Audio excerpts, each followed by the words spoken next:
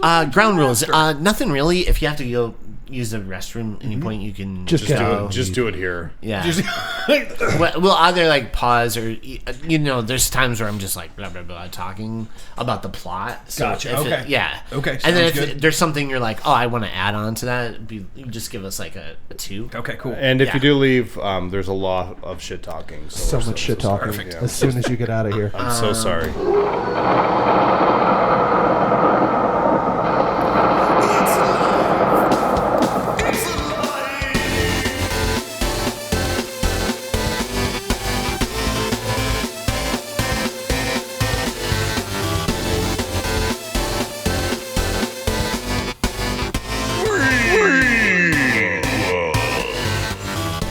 Hello, you beautiful freaks, and welcome to a brand new episode of Freakquels. I'm EJ Leeson, and with me today is my co-host, this beautiful man over here, Rory Colorasi. What's up, baby? You just pointed at me, and I'm waving to you. Yeah. People at home can't see it, but that's what I'm doing.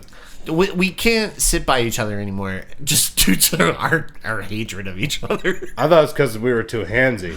Oh, well, I think the handsy stuff led to the hatred. Yeah, that's right, yeah. But we actually have a couple therapists now, and we'll be beyond this by next week. And we have an intimacy coordinator to help us out. On Freakquels. On Freakquels. They say it's completely unnecessary. Let's cut over to that guy right now. The one and only, the young man himself, Mr. Young Vince. What's up, buddy? Hello, boys. How are you? Good. How about you, sir? I'm good. I feel like I'm constantly telling you guys to stop touching each other. I feel like that's how I spend most of the episode. Just stop it, because it makes me uncomfortable. Well, why are you always making it rain with money over us while we're doing it? It's enjoyable at times. Not all the time, but sometimes. Yeah. Sometimes. I'm excited. And you know why? When I get excited, there's a reason I get excited. Oh, yeah. Do you want to say why? We have a good friend. Oh, so yeah. I'm happy to have a guest. So, hey, I would say maybe an acquaintance at best. Well, he's a first-time guest on the show, and you may or may not know him, but he's an awesome artist and tattoo artist, owns the shop Respawn Tattoo, Mr. Jay Salerno. How are you, sir? Good. Thanks for having me. This is pretty awesome stuff. I love this. Awesome. And you're a huge horror fan, too, right? Huge horror fan. I grew up on horror, grew up on sci-fi. It's part of everything that I love.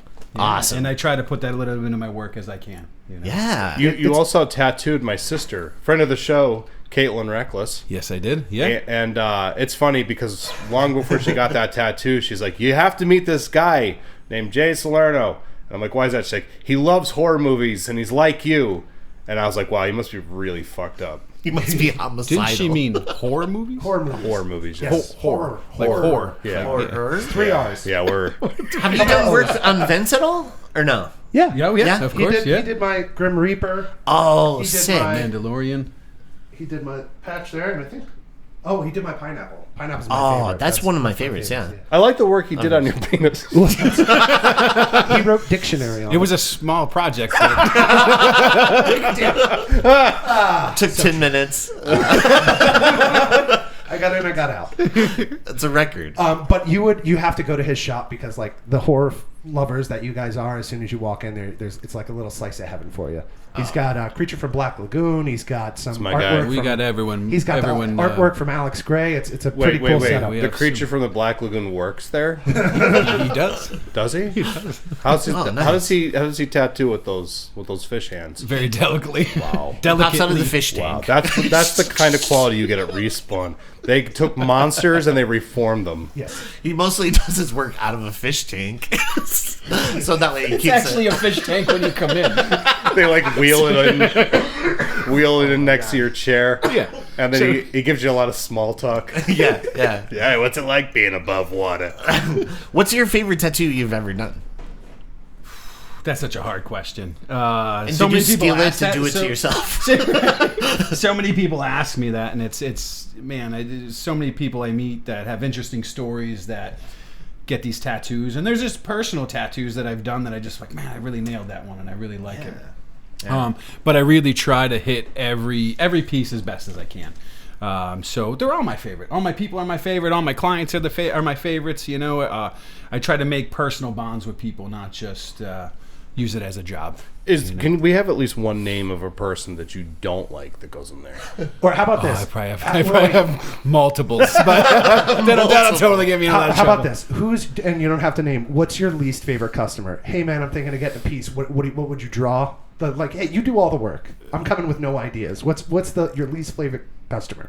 I can't. I mean, I No, can't. don't give names. But what does that person do? Like, what drives you crazy as a tattoo What artist? are some like get off my lawn pet peeves? Like, oh man, Ask why my is this girlfriend. guy I got doing so this? many of those that it's astronomical. So no, it's just indecisiveness. I don't like lack of trust. If you're coming to me to get a tattoo, someone probably sent you there. Yeah, right. So let me do what I do. Don't come in. Don't tell me my job. Don't tell me I have to do it this way, that way, blah blah blah blah.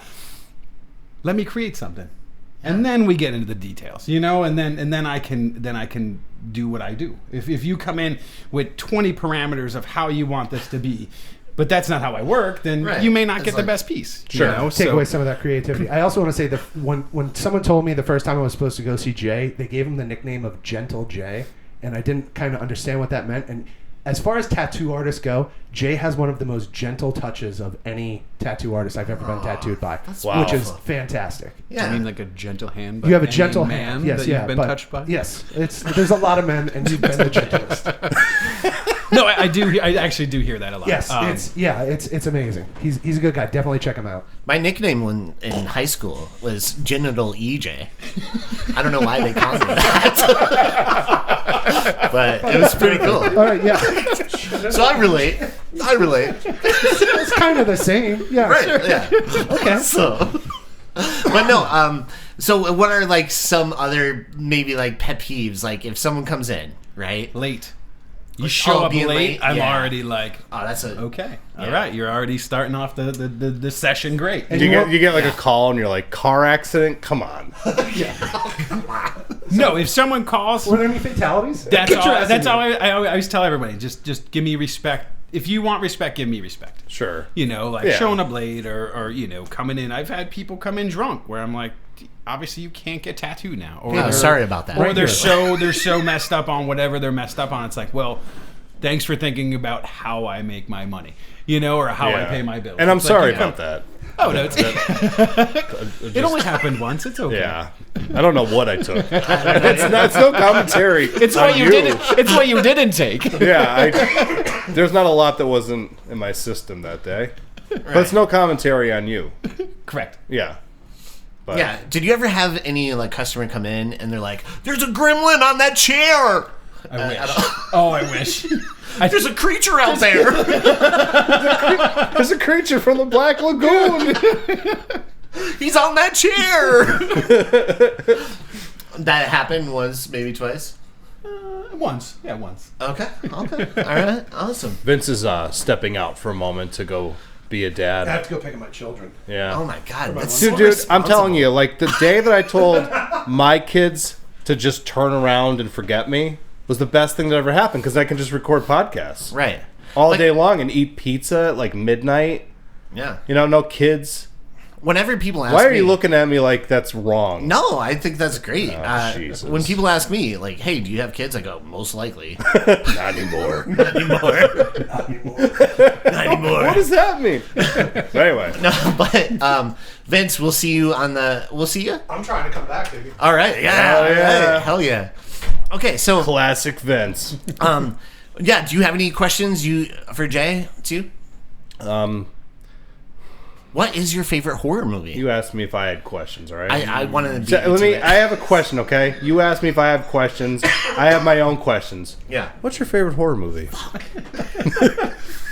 Another hard question to ask. I know, Like, it's really hard. I felt dirty asking that question. Because I know, it's impossible. You've seen enough of them. It's hard to pick a favorite. How about a favorite of 2024? There you go. Ooh, that's good. Right. Yeah. So There's only one correct answer, but we'll see what you do. So I think there's a toss-up. so I many good have movies this year. There was a lot of great ones, but I have to go with Late Night with the Devil. Yeah. That's an awesome movie. That's my pick. There's a toss-up between that and Strange Darling. Oh, that movie rocks. Those Strange two Darling is were so just good. like I just was totally. engulfed by them, but I love the 70s. So Late Night with the Devil just had that feel and that aesthetic. Yes. Shot on film. And they announce it right up front. Right up front, yeah, absolutely. They're so proud. And they should be. Good for them. They should, right. Yeah. Absolutely. That was a great movie, though. I think that's definitely one of my favorites of the year. Strange Darling or Late Night with the Devil? Late Night with the Devil, yeah. What was your favorite of 2024? Oh, you know what? I think we might have something down the pipeline where we talk a little bit about this. Yeah, we'll get there. But that's good choice.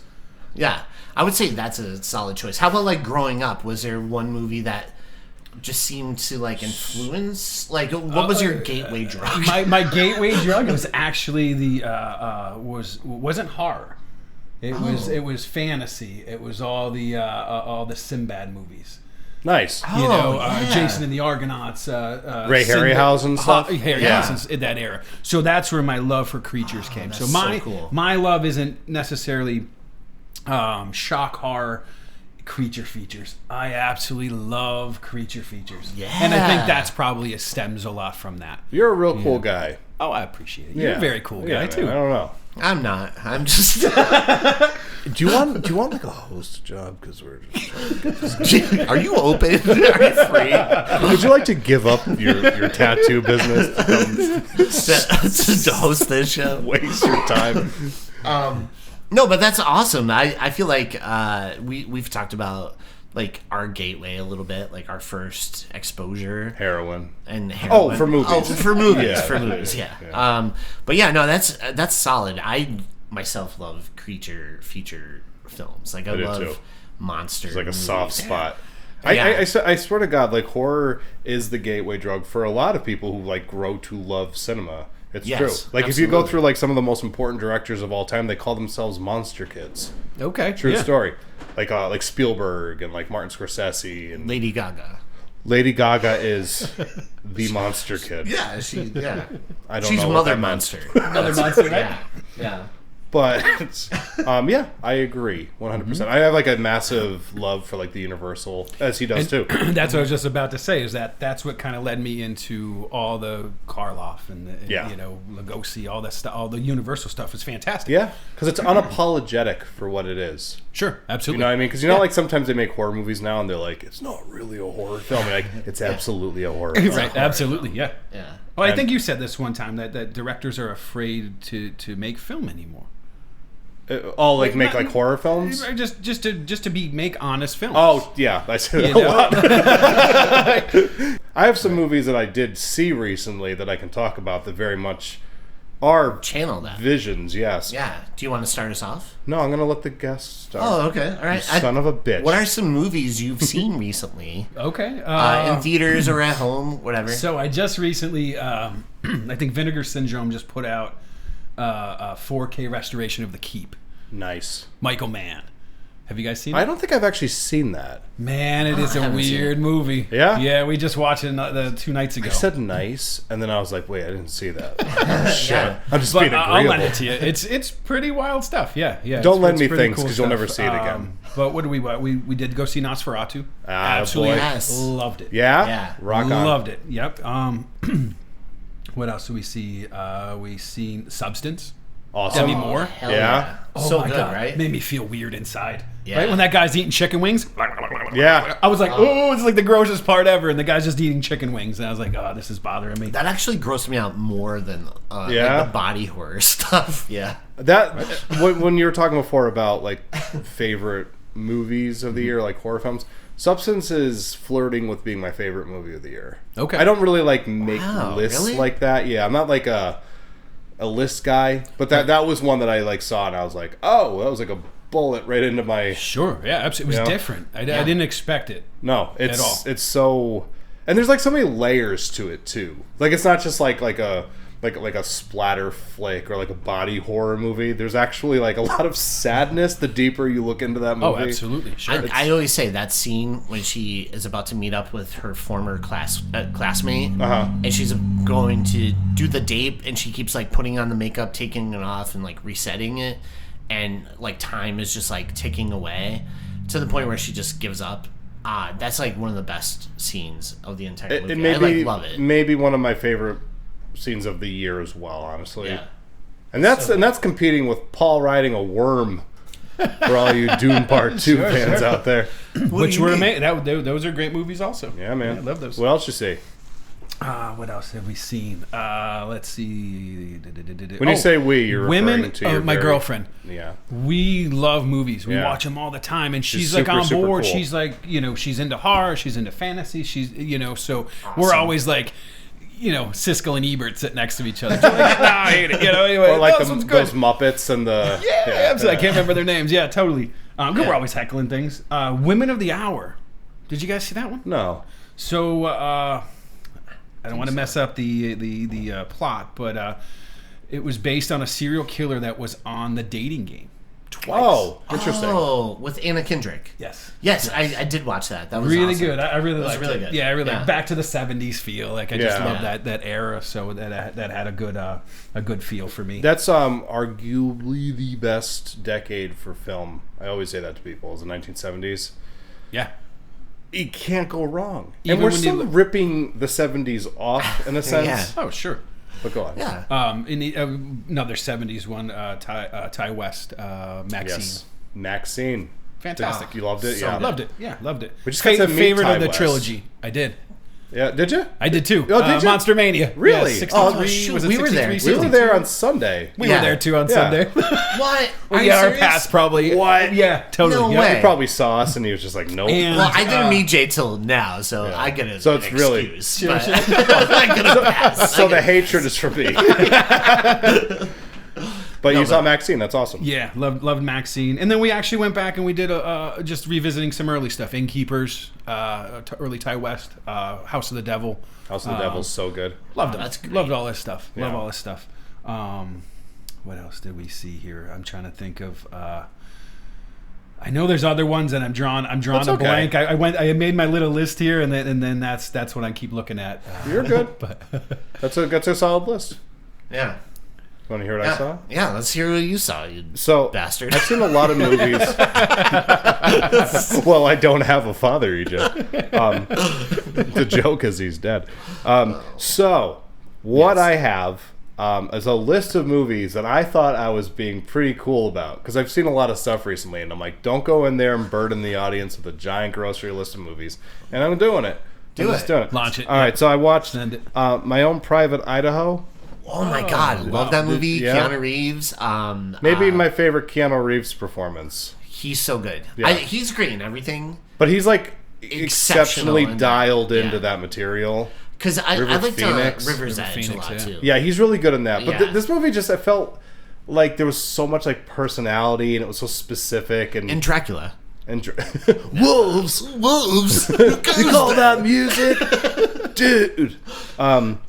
But no, that movie made me sad because I was like watching River Phoenix in it, and it just made me miss all the things that we never got from him because he was really, really talented and he's wonderful in that movie. I watched Paper Moon for the first time. Did you ever see Paper Moon? Oh, yeah. The father and daughter driving. Ryan and Tatum O'Neal. Yeah. Yeah. Yeah, I saw that years ago. Yeah, that's With, I never got to see it, but they put the Criterion out for it recently, and holy shit, is that like just like a perfect movie, I have to get that. dude? No, I have to buy revisit that movie if you've never seen it. Never seen no? it, yep. It's just like one of those movies where it's just firing on all the proper cylinders. okay. You know, it's like it takes place during like the Depression era, and it's essentially like possibly a father and daughter. We don't know for certain, but we get a very strong sense that it's the case. But they bond over grifting people during the Depression era. Yeah. And going across the country, and it's very honest and Was that and funny. Peter Bogdanovich Yeah. too? Yeah. Oh, And I love him, like the last Me picture too. the last picture show, and Yeah. like he's just such a awesome filmmaker. But so I don't know if you watched this yet. I know you bought it. Happiness. I didn't watch it yet. Okay, no, but so- I have it. Yeah. Have you ever seen it before? No. Have you ever seen Happiness? Never. I'm going to say this really quick before you watch this movie. It is a fantastic movie, right? Yeah. It's like really like stylized, and it's like as pitch black a comedy as you're likely to see. Go into it with an open mind and prepare yourself, because it is like there's lines and it's sort of like, what would happen if I crossed that? You know? it's, I mean, like, I don't want to say too much about it. Okay. I recommend it. It is not for everybody, and I almost feel like I shouldn't recommend it. No, that means you should recommend it. it. Challenging movie for certain. I mean, like, one of the main characters in it is like a child molester. Oh, okay. Played by Dylan Baker. I love And Dylan he's Baker. so I'm good in such it. a huge fan. Like, Trick or Treat. Todd for those Solondz, who- I believe, is the person who directed it. Oh, okay, yeah. And he gives, like, humanity to these people who, like, he didn't have to give humanity to. Because they're just, like, everybody in the movie is, like, struggling with some form of, like, depression or a feeling of, like, meaninglessness in their lives. And, like, he just kind of takes them and gives them all these little layers and makes you kind of understand where they're coming from, even though some of them are rather despicable. Dylan Baker's a little harder to understand in the movie, but and he commits to it, and it's a really, really, really good movie. But, like, you know, it's rough. The subject. I'm like one of those people too. Like, nothing really phases me, but there's a couple points where I'm like, wow, like, what are you doing? Sure, yeah. Slow down.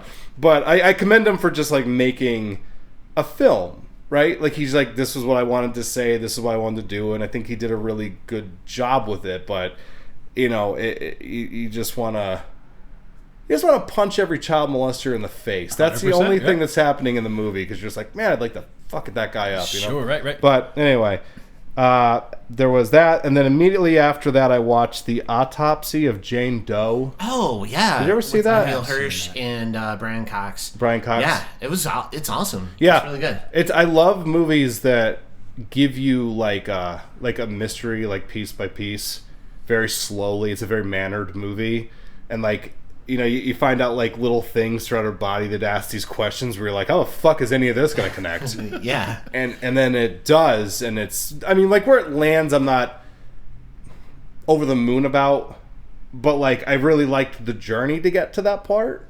Yeah. Right? It's worth watching. It's on some form of crappy streaming service somewhere. Which one? The Autopsy of Jane Doe. No. Which streaming service? I think it's on Shudder, probably, right? Oh, okay. I like Shudder. Yeah. Shudder's the only one I give a pass to. I saw A Complete Unknown. Oh, I did too. Yeah? That's on my list. Yeah. I loved it. Loved it. Yeah? It was so good. That's way better than I expected.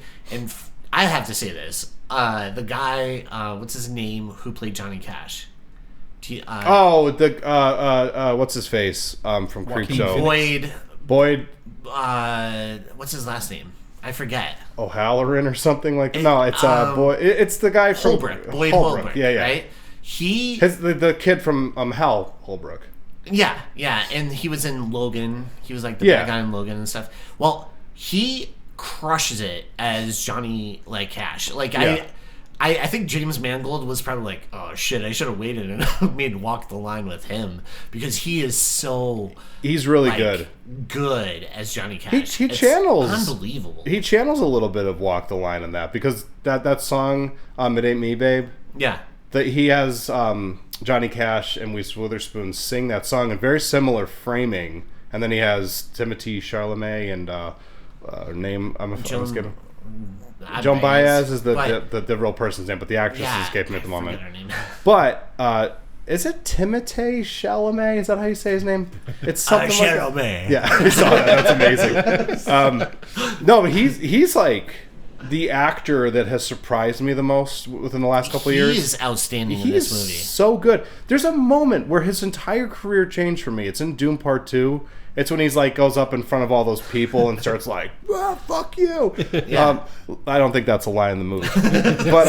But like, no, there's a lot of fucks in Dune. Yeah, too many. The worms, like, get the fuck off my back. Javier Bardem is just dropping them left and right. Look at this fucking guy. This fucking dude. Fucking guy rules. But yeah, that movie, Complete Unknown, he disappears right into that character. Yeah. And I'm like a big, I don't know if you know this about me or not, but I love Bob Dylan in the worst way. It's like something that kind of connects me to like my parents, because when I was like growing up, they were like Bob Dylan enthusiasts.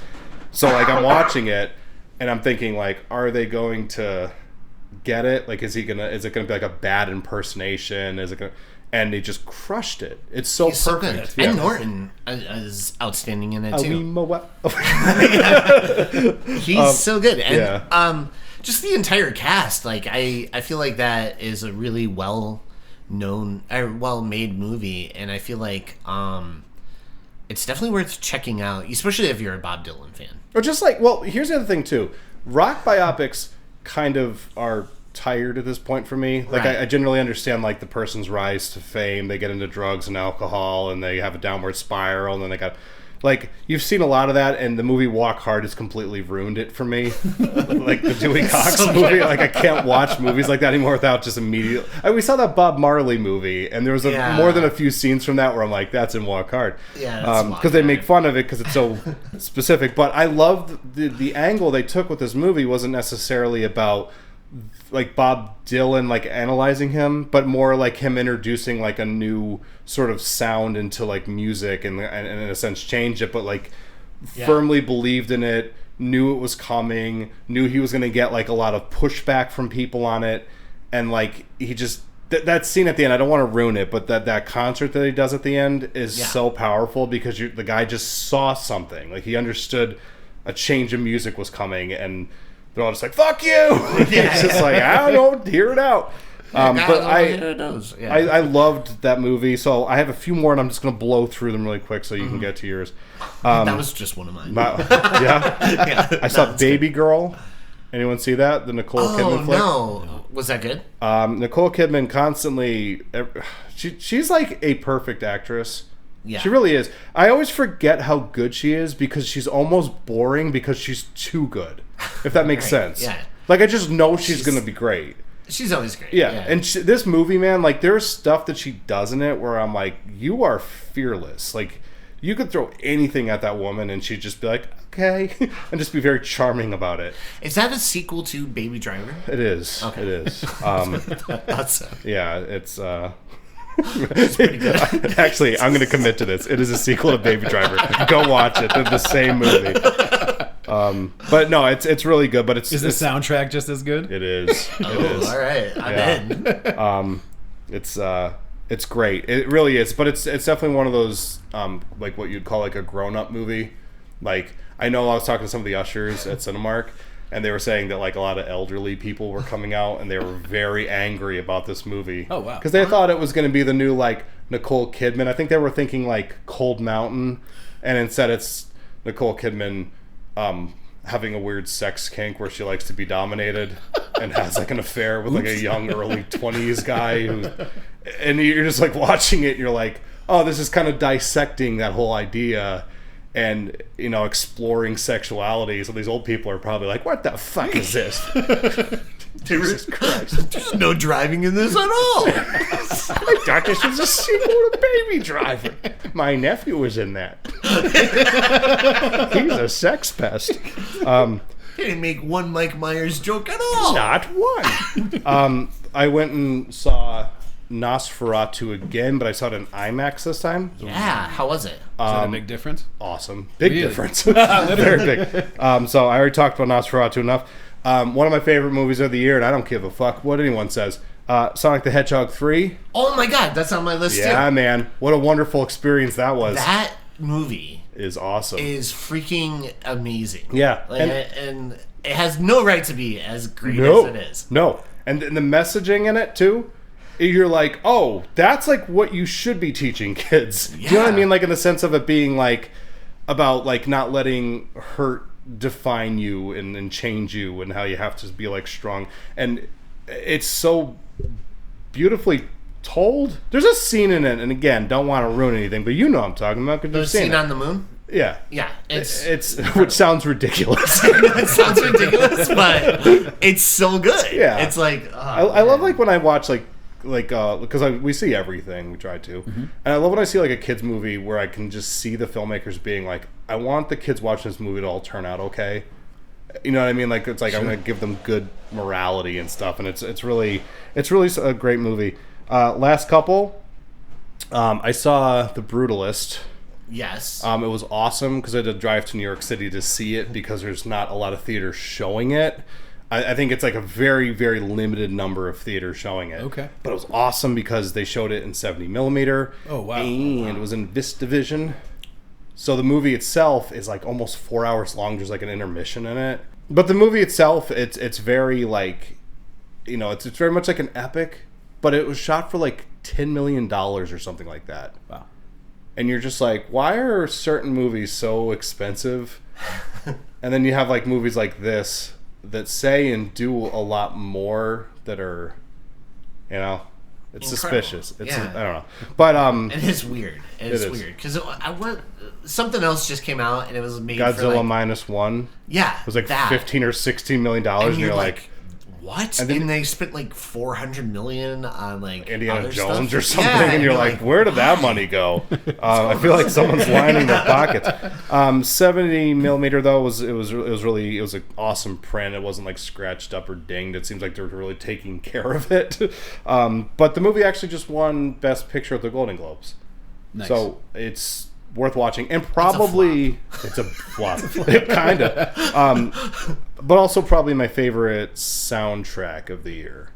I like really, really love it. Like that and like Conclave was a really good Oh one. yeah. Last movie I'm going to talk about, guys. Last one. Ready? Did you guys see Flow? No, did you see it? I saw Flow. Wait, where is it? You can see Flow right now at my house. Oh, is it straight to It's- DVD?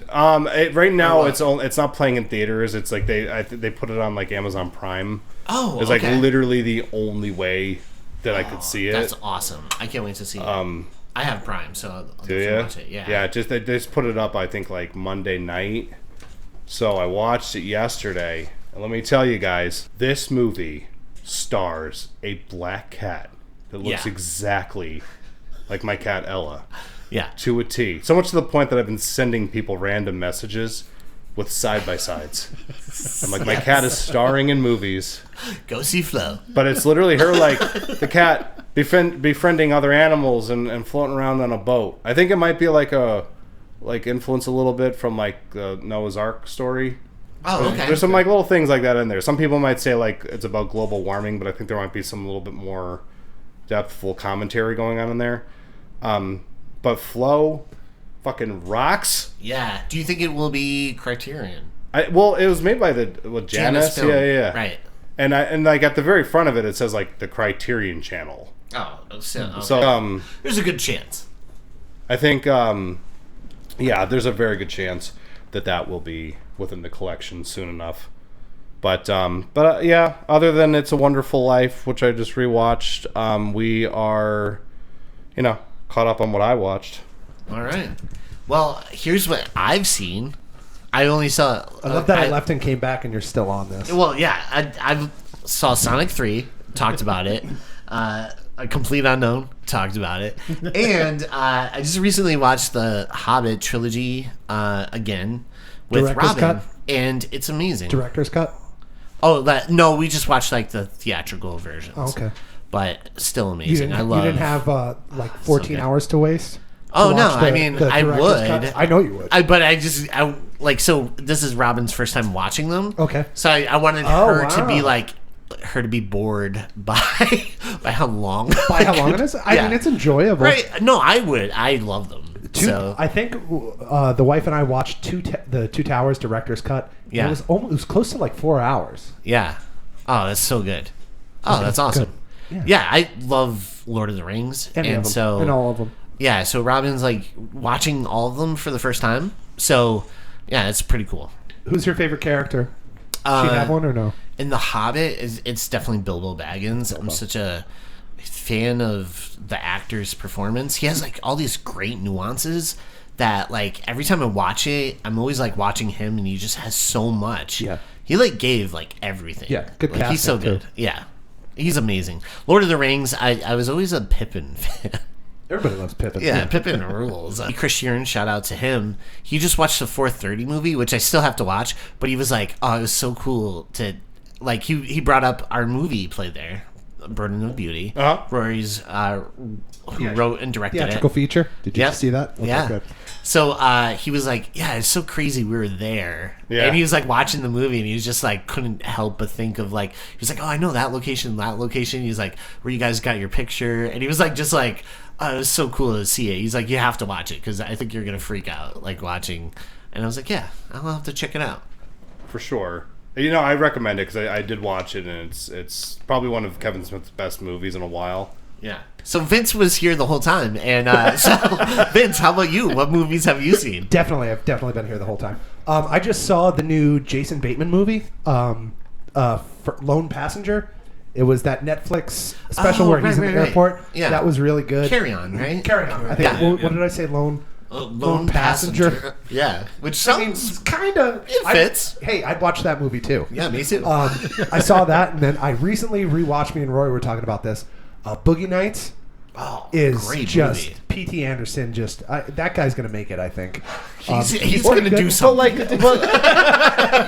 Your review troubled me, though, because you're like, if you just keep fast forwarding to the sex scenes, it's a pretty good movie. It is. That was your review. Yeah, I love that one scene when William H. Macy walks out to the car and everyone is having sex with his wife. His reaction is just so natural, and it's just great acting. So good. See, I like watching movies like that in reverse so I could see them all putting their clothes back on. I heard that about EJ feels equates sex and shame. That's what I do. together, Yeah. No, I actually love that movie. It's so good. Mark Wahlberg. It's underrated with how many good actors are in that. Favorite scene in that movie is when they go to get drugs. And it's Alfred Molina is playing Blinded by the Lights. Yes. And there's this guy like lighting off fireworks and everyone's like on edge. One of my favorite builds scenes tension. ever. Yeah, I love that. Yeah, it's so good. Yeah, that's it. That's all I watch. That's all I say. Same movies over and over. That's my life. Yeah. No, that's a great movie to watch. I love it.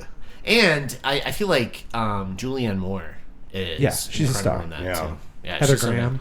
Don Cheadle. When Don Cheadle comes dressed up like the cowboy, he comes walking out. I got my new style. I got my new style. A new style. It's so good. And then Philip Seymour Hoffman is like just a funny dude. I love how too.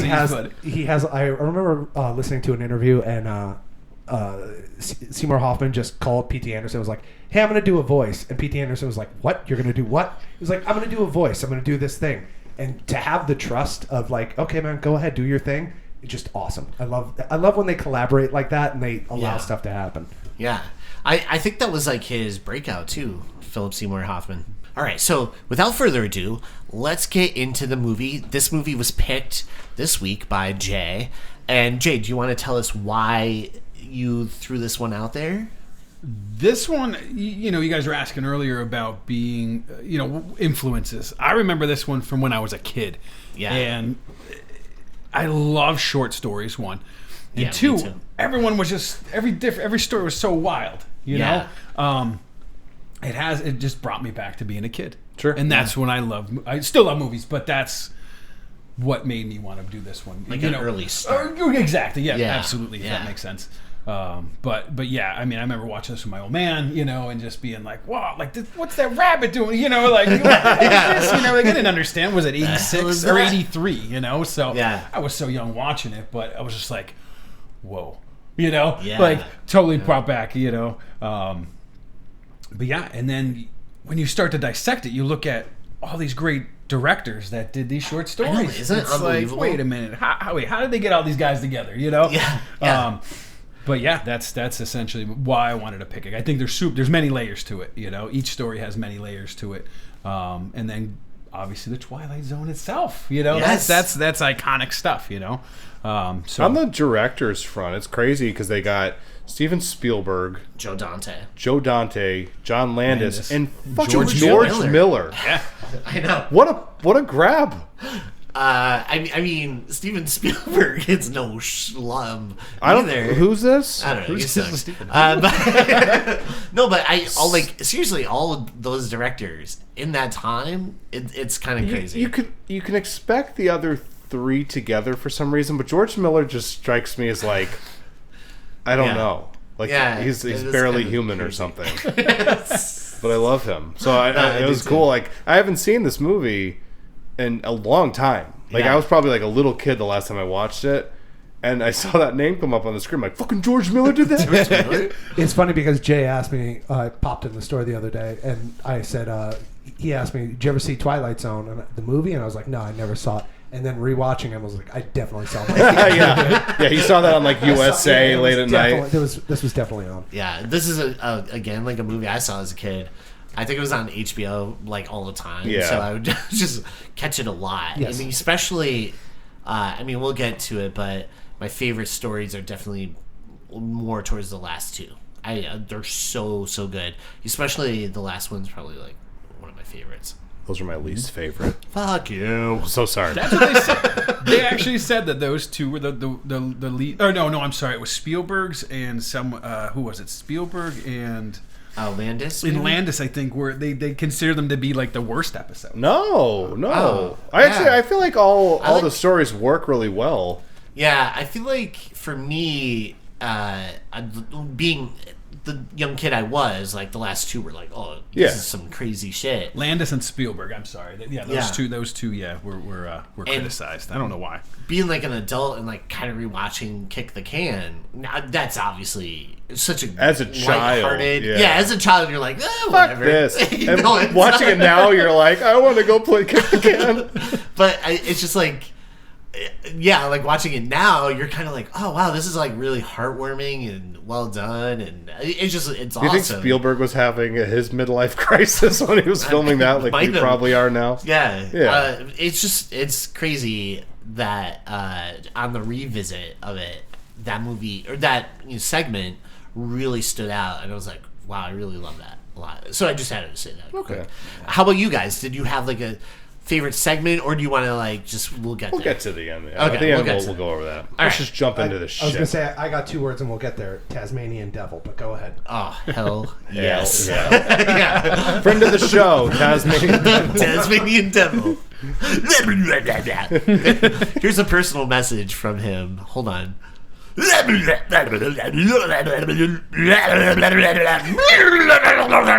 Classic Tasmanian devil.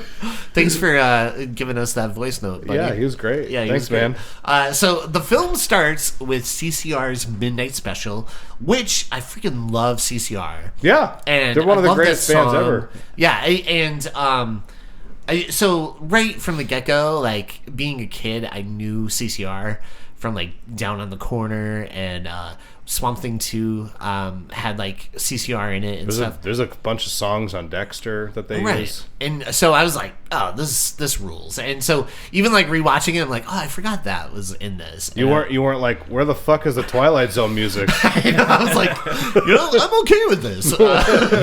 So 2 friends drive along and they're jamming out. And those 2 friends are Dan Aykroyd and Albert Brooks. Do you mean Albert Einstein? Oh, no, Albert Brooks. That's Albert right. Brooks. Einstein, yes. It is Albert Einstein. It is Albert Einstein. And his brother was... Bob Einstein. Yeah. I love Bob You know Albert Einstein. Einstein Me went too. topless for this movie? Did he? Yeah. It was pretty cool. Super Dave Osborne. Yeah. Hey, Rory, is there a joke in there? No.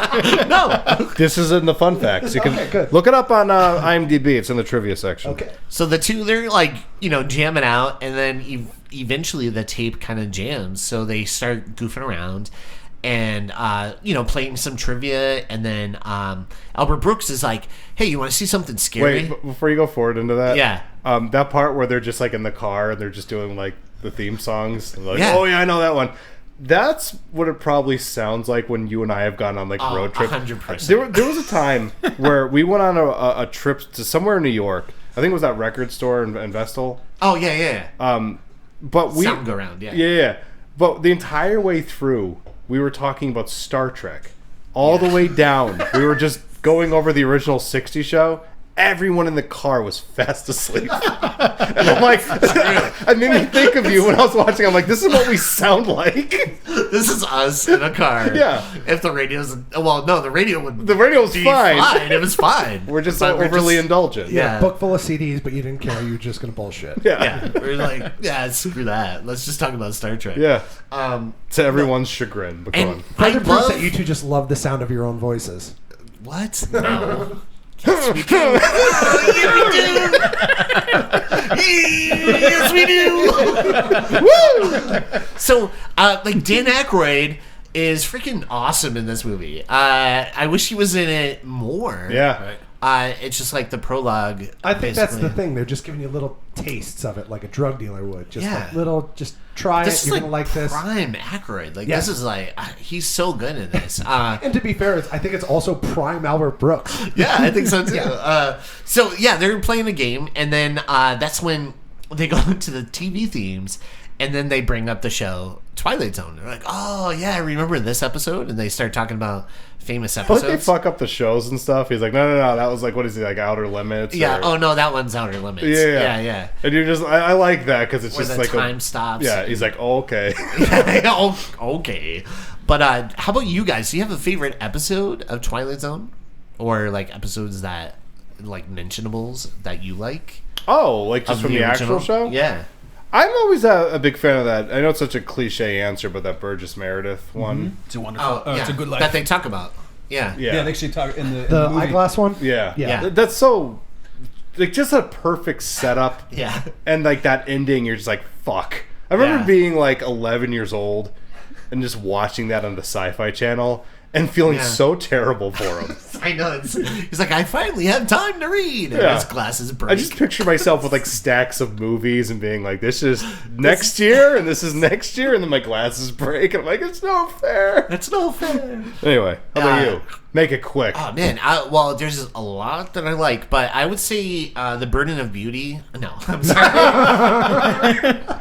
I Am the Beholder. All right, he just called me out for ripping off the Twilight Zone. No, I Am the Beholder. Actually, it's Oh, that's a good really, one. really Yeah. good. Yeah, With the Where- pig people? Yeah. Yeah. I love that episode. And then of course, what is it? Like the Monsters on Maple Street. Yeah. Oh, that's a great one. That's a great one. Where That's it's all also- like neighbor paranoia. Yeah. That one's really good. Yeah. Albert Einstein actually went topless in that episode, too. Oh yeah, yeah, know that's right. Yeah, I remember that. Look it up under the trivia facts. That's like where that picture of him sticking out his stomach. Yeah. Okay, yeah. That makes sense. How about you? The Shatner one. Is Oh that yeah, that is Shatner, up there. and then Nightmare at Wait, which 20,000 one? The feet. nightmare from something, on the plane. something on Yeah. the wing. Yeah. Something. And I think that's my favorite just because of Jim Carrey.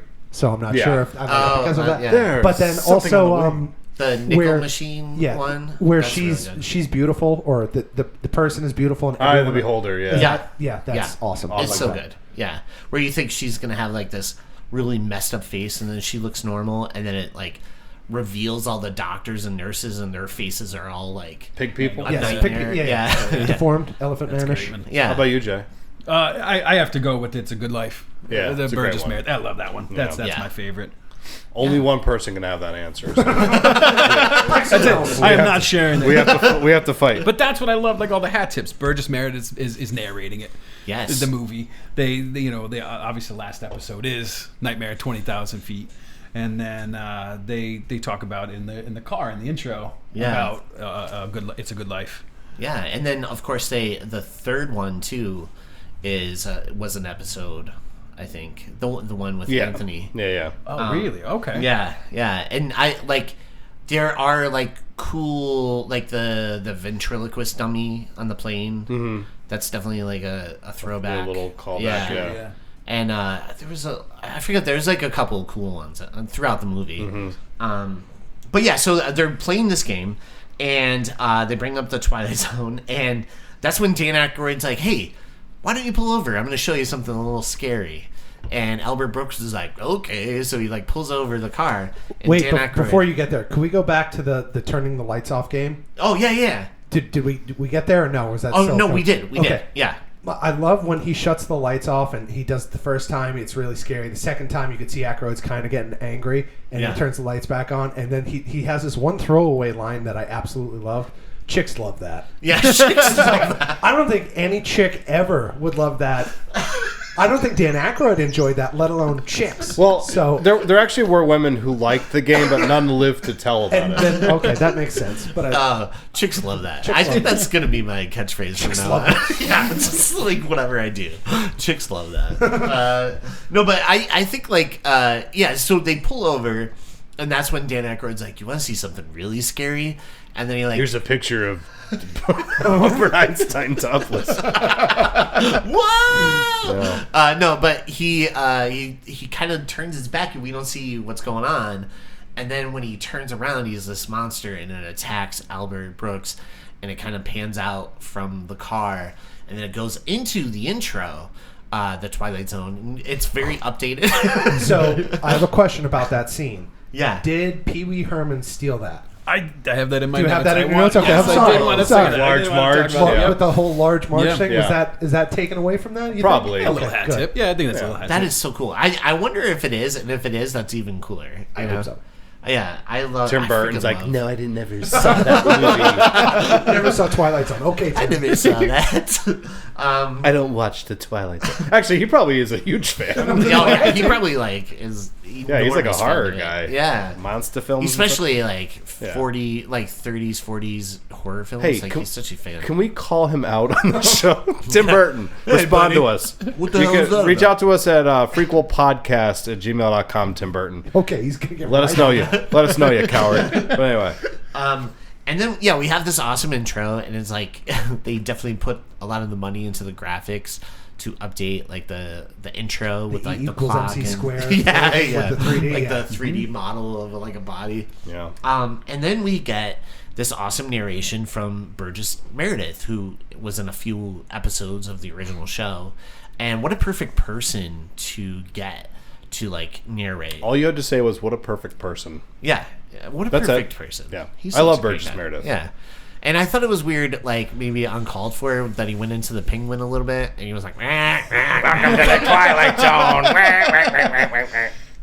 Welcome to the Twilight Zone. And then when Albert Brooks got attacked, he was like, get up, you son of a bitch. 'Cause Mickey loves you. Mickey loves you. So then we get into the first segment. So the first segment starts where this guy Bill is really upset because he was supposed to get this promotion, but it was passed on and given to someone else. So he meets up with his friends at a bar, and he goes off on like this hate speech Yeah. about not just like just one group of people, but multiple groups Yeah. of like, you know, and it's awful. It's actually, I'm like, Billy, I don't why remember so that. likable? why are you so? I was like, I don't remember this at all. I didn't either. I was actually kind of shocked by it. Yeah. Because I was just like, oh my god, like the language is like really harsh. I'm like, this is awful. Like, this is like, I'm like sitting through this guy giving this speech, and Bill, and you're like, I don't like this guy at all. And then other people that are in the bar that are like either Jewish or black, because he's just hating on everybody. And you'll be like, oh, blah, blah, blah. They're like looking at him, and you're like, yeah, like, fuck this guy. Like, he's awful. Right? Or yeah. I was just like, Were you looking for a disagreement? oh, on the contrary. No, because just for anybody who's never seen the movie, be warned, there's some very like rough, Colorful language. yeah, really Yeah. bad stuff. And he says this derogatory term about an African American, and then the guy at the table next to him turns around, and he's such a fucking gentleman about it.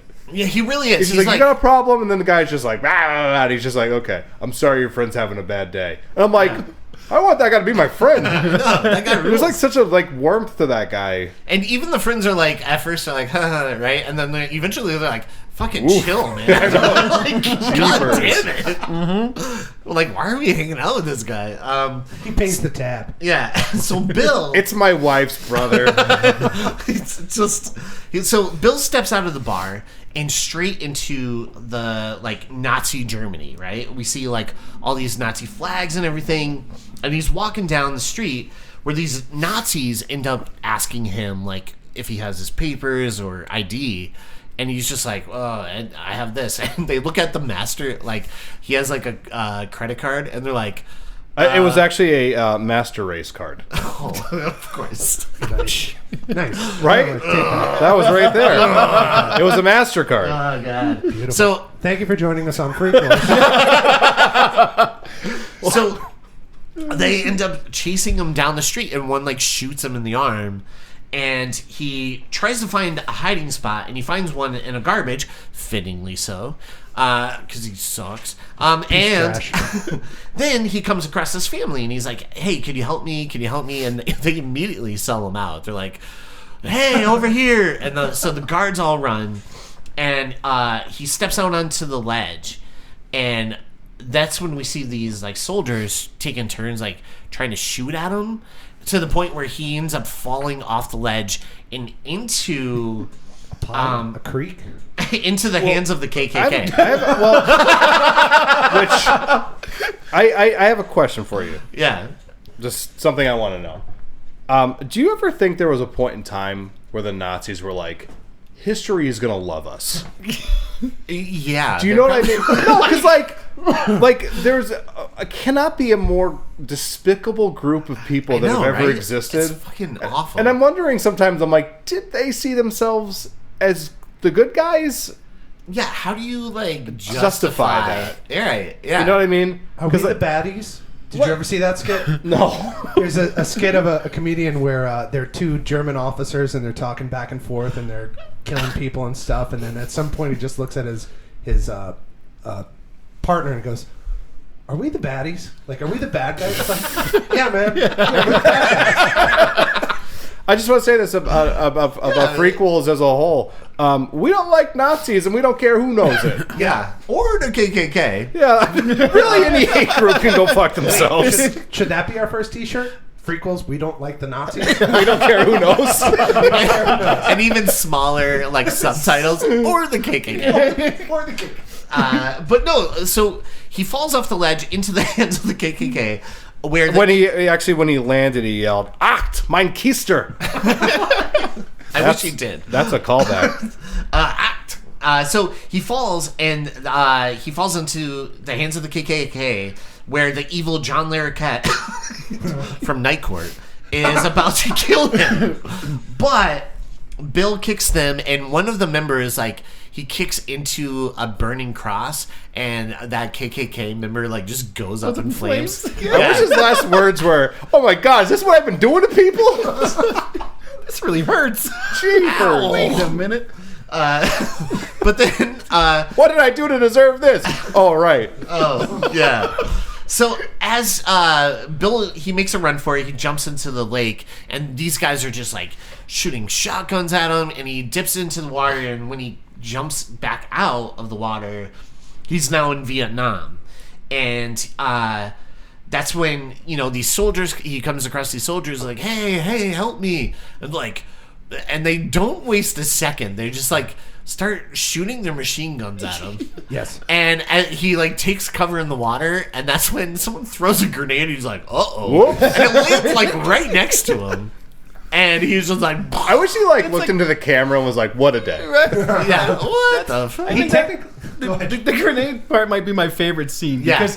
Because all the transitions from Nazi Germany to, you know, the southern state or wherever he's at to Vietnam, they're kind of smooth. Right. But the grenade one, it lands in him and it just gets launched like a fucking rag doll. It's like a cartoon. Yeah, it's amazing. And then he's like, back in Germany. Yeah, he's like, uh-oh. I like it because it's the rare occasion where someone is blown to safety. He was blown out of the water to safety. Most people die, but he made it. Yeah. Isn't that an adult film, Blown to Safety? No, but If it's not, be. it should be. It should be, Yeah. So that's when he jumps back into Nazi Germany again, and where the soldiers, they put a Star of David on him and put him into a train. And we see he, like, looks out of the side of the train and he sees his friends and he starts to yell for them, but they can't see or hear him. And that's the end, ? Because now before we go to segment 2, there was more footage to this, and it didn't end there. But there's this huge tragedy. Can I preface what you're about to say with something? Yeah. The purpose of it. Do you know why what the purpose of the footage that they didn't get to use was? Oh yeah. So it was due to the negligence of, like, safety. Well, I mean, like, the purpose in the script. Oh, in the script, no. Okay, so this guy obviously when you see him, is a bit of a shithead, right? Right. So they wanted to give him some type of like humanity. So he was supposed to go over and save 2 children during like the Exactly. it's Vietnam, right? Is Right. that where they Yeah. are? That's what. During that segment, he's supposed to save 2 children, and then there was supposed to be a part where they were like getting away like on a helicopter. And continue. Yes, yeah. So there was a little bit of an issue. So like the negligence of safety, basically, where the actor, a helicopter crew, and this young kid all ended up dying. 2 kids. 2 kids from this helicopter crash because it was flying way too low, and after this tragedy, it actually got like Landis blacklisted for a while. Yeah. He actually went to trial and everything, and Ended his relationship with Spielberg. yeah. And he did not come out like looking good in this at all, because it was like his call, and like It was what he ultimately deemed the failure of the special effects artist. yeah. But it's one of those things where it's more like a collective fuck up. Yeah. Do you know what I mean? Like, I wouldn't just put it on one person. No, Somebody no, probably it's should definitely have like been multiple a little things. A negligence of safety, basically. One little thing I would like to say about this segment as a whole, if that's okay. Our next guest is Alec Baldwin. Oh no. no! It's never too soon. Jesus. I'll tell you why. No, I mean, what's interesting is that like there's the attempt to have there be a moment where you see some humanity in this guy. I think would have been the wrong call. Like, there's something really, really profound about this segment when I watched it last night. Like, I just didn't remember this. Right. But that moment where he's just like, he's being such a shithead, and he's just basically like, you know, dropping like racial slurs and like dehumanizing people. And then to be put in their position, it's like a crash course in like the importance of empathy, right? The story. Absolutely. So when he's getting taken away, and what's obviously like he's being likely taken to Auschwitz, Right. and he's just like screaming for like someone to help him. Like, I think that's like really powerful. Absolutely. It's just kind of like, you know, you never saw like the pain that like people go through when they're like the victim of hate crimes, and then you're put in that position. And like, I was just watching it, I thought it was like chilling, you know. But I think there's something a lot more interesting about him not having a moment where like he's doing anything other than feeling sorry for himself, Right. and just being like, "Someone help me!" Like all those people he's like kind of punching down on probably have said those words before, Right. and it's like, just like a lesson. Like, don't be like that under any circumstances, because it's gross, and we should be far beyond the shit. And yet we're not. Right? Yeah, and like, you know, I think it's a really, really, really strong first story. Yeah. You know? Yeah. He should have been responsible for his actions, you know? Yeah. Yeah. Just like putting yourself in a victim's like shoes. Like, it's an interesting angle for a story. Sure. And just him just like being dragged off to death and just feeling like, I don't deserve this. Like, somebody help me. Like, why is this happening to me? Is so powerful It's very and chilling. powerful. It's essentially a lesson in empathy. That's what I just said. Yeah. You know what? It's crazy because like when growing up, I loved. I always had like a That's what I Seinfeld just moment. fucking said. That's what I just fucking said. No, but I growing up, I loved the show Quantum Leap, and it basically was putting someone in different walks of life. And I remember reading like The Great Gatsby, and I always lived by this quote too.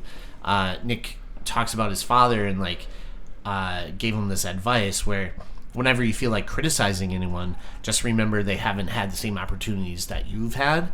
And I always lived by that. So like whenever I like meet people, I never want like you should never judge anyone anyways. You know what I mean? I just feel like it's like a valuable lesson, and I do agree it is profound. Yeah. Yeah. I was just judging you because I didn't think you could read. Yeah. Well, surprise, surprise. I still can't. It was an audiobook. His notes are just pictures and symbols. What are all these squiggly lines? What are these lines? No, but again, like just, capping the story off, I think everybody should watch this. I think there's something to actually... I don't think I've ever said this about anything we've watched. No. But, like, I think there's actually something to learn from this story, personally. Moving on. So now to segment 2. The darkest story of the movie. No, so we, this is directed by my Steven... last note, I'm sorry, from my last note for the last story was, I think the Twilight Zone needs a Valium. Why so dark, Twilight Zone? Yeah. It got really, really dark at the end. Jeez, anyway, but go on. So now to segment 2, directed by Steven Spielberg. It starts at Sunnyvale Rest Home, where a gentleman is listing the importance of different vitamins to all the seniors. I actually love that, and it's like... Because you learned something? Yeah, I was like, I'm actually learning something here. And we're almost seniors, so... Yeah.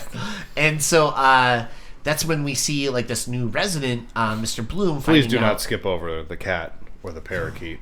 Oh, I'm definitely going to get to that cat. We've already blew past a few woof woofs in the last segment. Oh yeah, and I won't stand for it. Okay, let's get. Jay, we have this thing. I don't know how big of a listener you are, but anytime there's an animal on screen, we have to stop everything and talk about it. Yeah. Okay. It's a demand. It's in my contract. Go ahead. I'm just saying that cat. It's a man made by Rory and kept by Rory. That cat goes from cat to kitten. What range that actor has. I know. That's good. I believed him in both roles.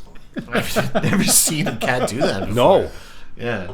That was pretty impressive. It's actually, it was actually like that movie. It's actually like that movie Boyhood. Right. In reverse. It's like watching Boyhood from last scene to the earliest. Yeah.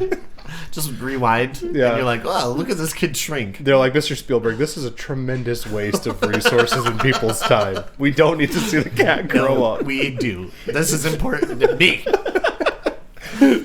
There will be no Jaws 2 if it isn't for this.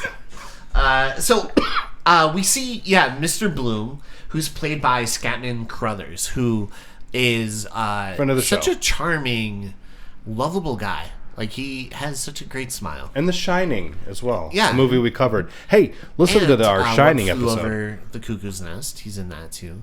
But, yeah, he is such a great actor. What were his parents thinking naming him Scatman, though? You're probably welcome. like, this is awesome. Yeah, that's what they're thinking. You know what would be cool? That's what they were thinking. The mom she's like sitting there, the dad thinks, he's like, I have an idea. We name him Scatman. And he's like wincing, like she's going to say no. And she's like, I love it. Yeah. And that's why we're married. It was that or Cool Dude. Yeah. And he finds out a little bit about Leo Conroy and how his family will always arrive, and he takes his like suitcases hoping to go with them, like, you know, on a like weekend vacation, but they just like kind of stop by and leave. And then we see where you know, the other residents of the home, and we meet a couple of them, and they all start to reminisce over their younger days. And Mr. Bloom kind of strikes this conversation up, and Mr. Conroy is kind of like the contrarian. He's like, why are you doing this? This is stupid. We're old. Like, we can't do this stuff anymore. You're just creating like false hope. And Mr. Bloom's like, no, we're just talking about kick the can. And then you have like Mr. Ajee, who is kind of like, oh, I used to want to be what's his name? The one actor. It wasn't Robin Hood. It was somebody else. Sure. Douglas Fairbanks. Yeah. He's like, I want to be him, right? And at one I point, thought he wanted to be an extra in the movie Hook. yeah. No, that's when younger version 100% was like giving out Hook vibes for sure. Mr. Conroy's like, we're just too old to do anything. Then Mr. Bloom pulls out his tin can and Yeah, that ready. he's like, guys, tonight we're gonna go out and we're gonna play kick the can. And But they're that's like, a boys' game. yeah, and they're all like, oh, but we can't go out at night. Mrs. Cox doesn't like that. He's like, oh, do children listen to rules? And they're like, no. He's like, neither do we. And they're like, all right. Sounds good. Compelling case there. Nailed it. So that night they get together and begin playing Kick the Can. And they begin to look like children again. What if they all just instead have like heart attacks? They just all like... I guess I got them too excited. 6 people grabbing their shoulders. Credits roll. He's like, "Oh, this is a bad idea." Oh no! And then the Twilight Zone theme plays. A man who murdered everyone. A man with dementia who thought he had powers. So they get together that night and they're playing the game, and they all start to warp into children again, except Mr. Bloom, and it's very like wholesome. And 100% directed by Steven Spielberg.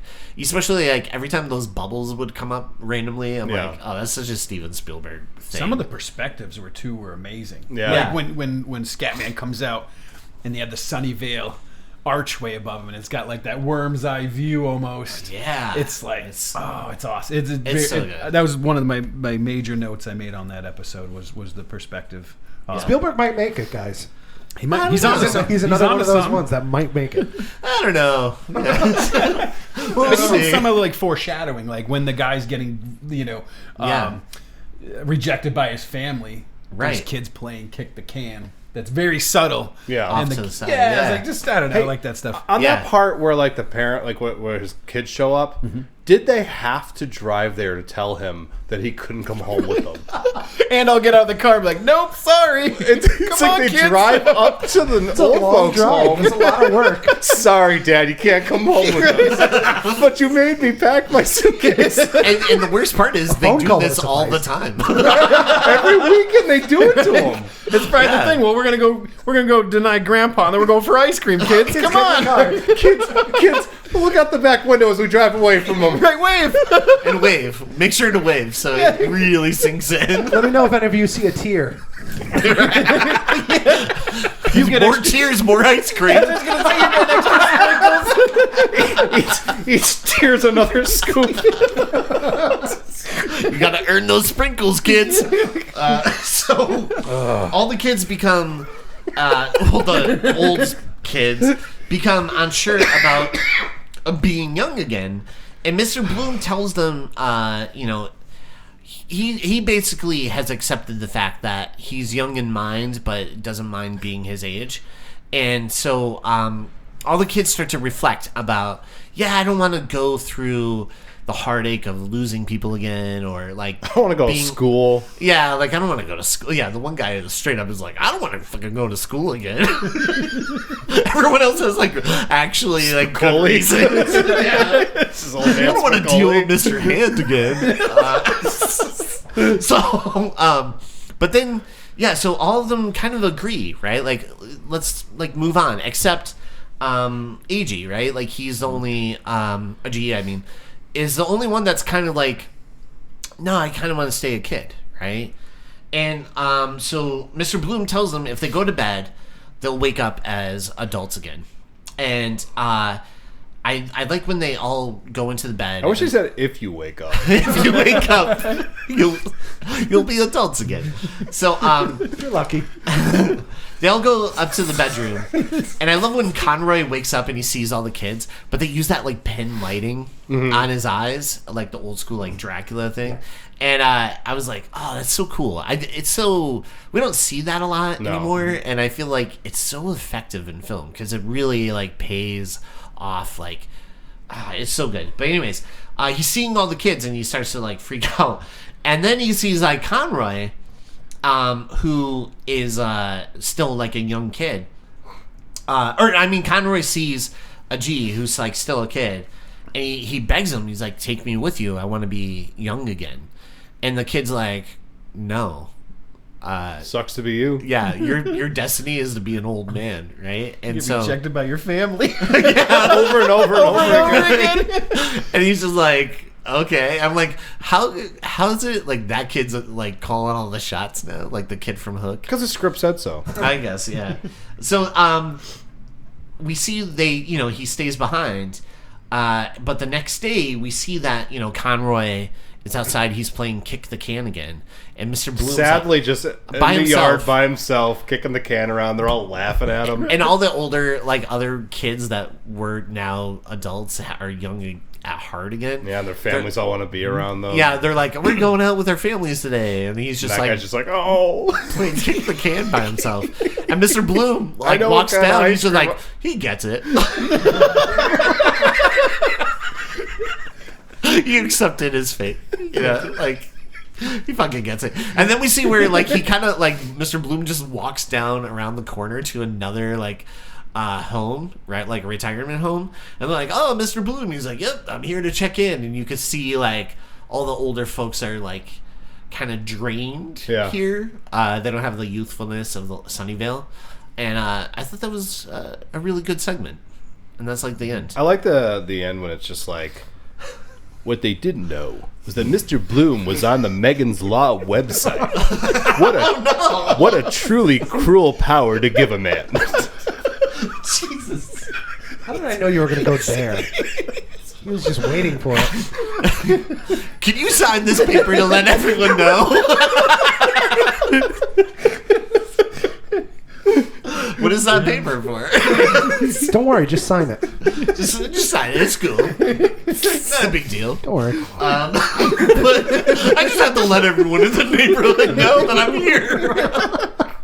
Well, that's okay. Well, that's nice of you. No, I have to do it by law. By law, I'm required to show you this. Want to play kick the can? What a sweet old Why do I man. have to sign this? You want to go play kick the can? I'd like to know what this form is first. Maybe the next nursing home is my place. Yeah. So that's when we go to segment 3, which is directed by Joe Dante. Joe Dante. And you know how I know Joe Dante did it? Because it starts off with Dick Miller. Fucking Dick Miller Dick is in this. Miller. And the priest is in it too from Gremlins. Yeah. He plays the dad. Yeah, man. But this, as a kid seeing this one, this was one of my favorites for multiple reasons. This one's so iconic, isn't it? Yeah, it's outstanding. So They did a terrific Treehouse of Horror on The Simpsons with this one. Oh, really? Yeah.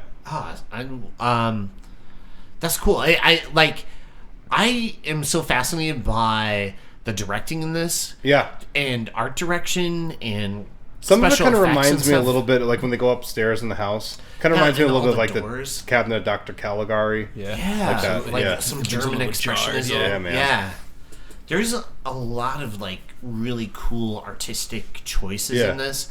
Like a And- house perceived by a child. Yeah. Even there's that from Mouse a hole? mouse hole, exactly. I knew I Mine like was yeah. I like the pictures hanging with the big nails. Right. The big Yeah. exaggerated The nails, the little- cartoon looking nails. Yeah. Super He cool. made a house from from a cartoon. Yep. Yeah, it's such It's a cool neat. set. I'm so fascinated by this. But anyways, yeah, this starts off with Helen, who's driving along, and she has all her stuff in the back of her car, and she finds herself lost. So she stops at the diner where Dick Miller from Gremlins is The great Dick Miller. and Tales from the Crypt, Demon Knight, is giving her some directions, and a little commotion happens with the game that's going on, and he gets a call. He's kind of flirting with her Yeah. a little bit, and then it's oh, your wife's on the phone. She goes, your wife? And not even question your wife. She straight up tells him. He's like, yeah, my wife. What if he looked at her and he's like, what if he looked at her, he's like, welcome to Utah. So he runs off. A little commotion happens, and she ends up leaving. And as she's leaving, she literally hits this kid on Wait, his can bike. we talk about the grown man that shoves a little child to the floor? Yeah, it's so cool. Oh, you want to play pinball? Yeah, he just shoves him to the ground. Oh, he's playing video. It's not a pinball machine, right? He was playing I got video you. I games. got where you were going. That reminded me of that time that we were at Port Richards. And you shoved a child? We shoved a child who was drinking way too much. No, we were at Port Richards, and Chris Conforti kept playing the music from...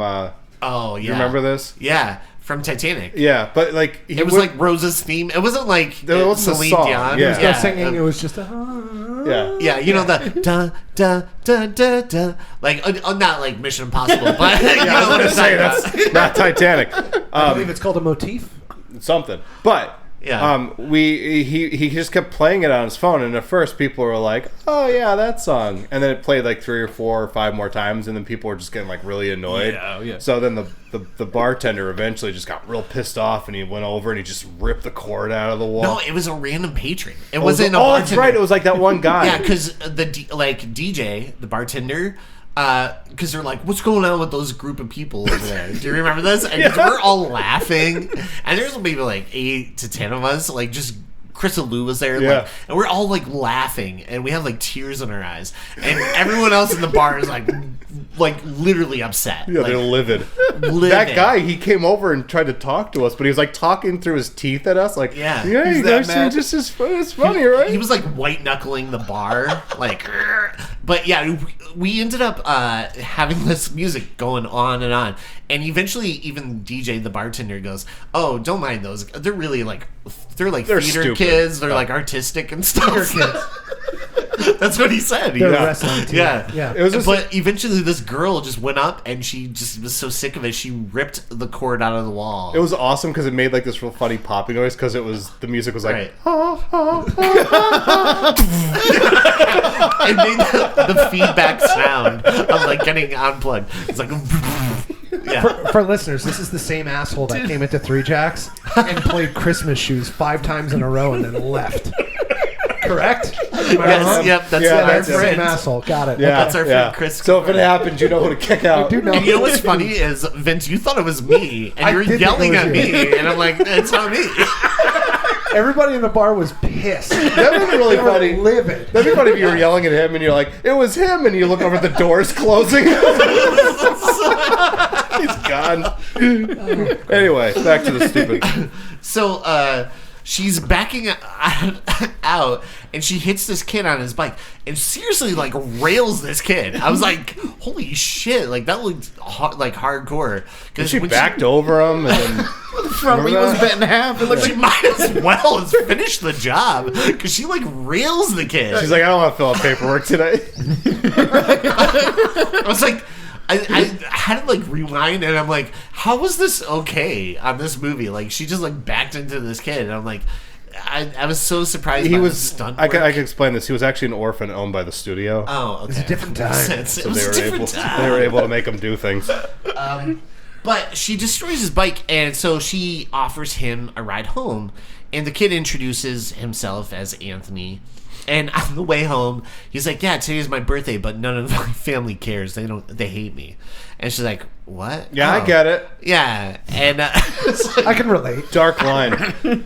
I relate. And so she gets back to his house and meets his There's a family. squirrel, by the way, in the yard. Yes. Did you catch him? Yeah. Acting the fuck out of the scene. He was nuts. Yeah, he was awesome. That's why I love you. I just want to make a note that if I ever were to run over a little kid's bike, I would not offer him a ride home, because that's just, there's so many problems with Right. that now. Like, I would call somebody, I'd be like, no, dude, you got to call your parents. I'm Yeah. not taking you home. You got to figure this out on your own. So Yeah. I ruined your bike, but let's go. No, what you do is Get out you of my back car. over the kid, oh my god. and then Yeah. you don't have to worry about nothing. No, you just verbally assault him for a while. Idiot. And make it his fault. Yeah. Why were you standing there? Use a bike path. tires. You dumb kids these days. Why'd you park your bike under my car?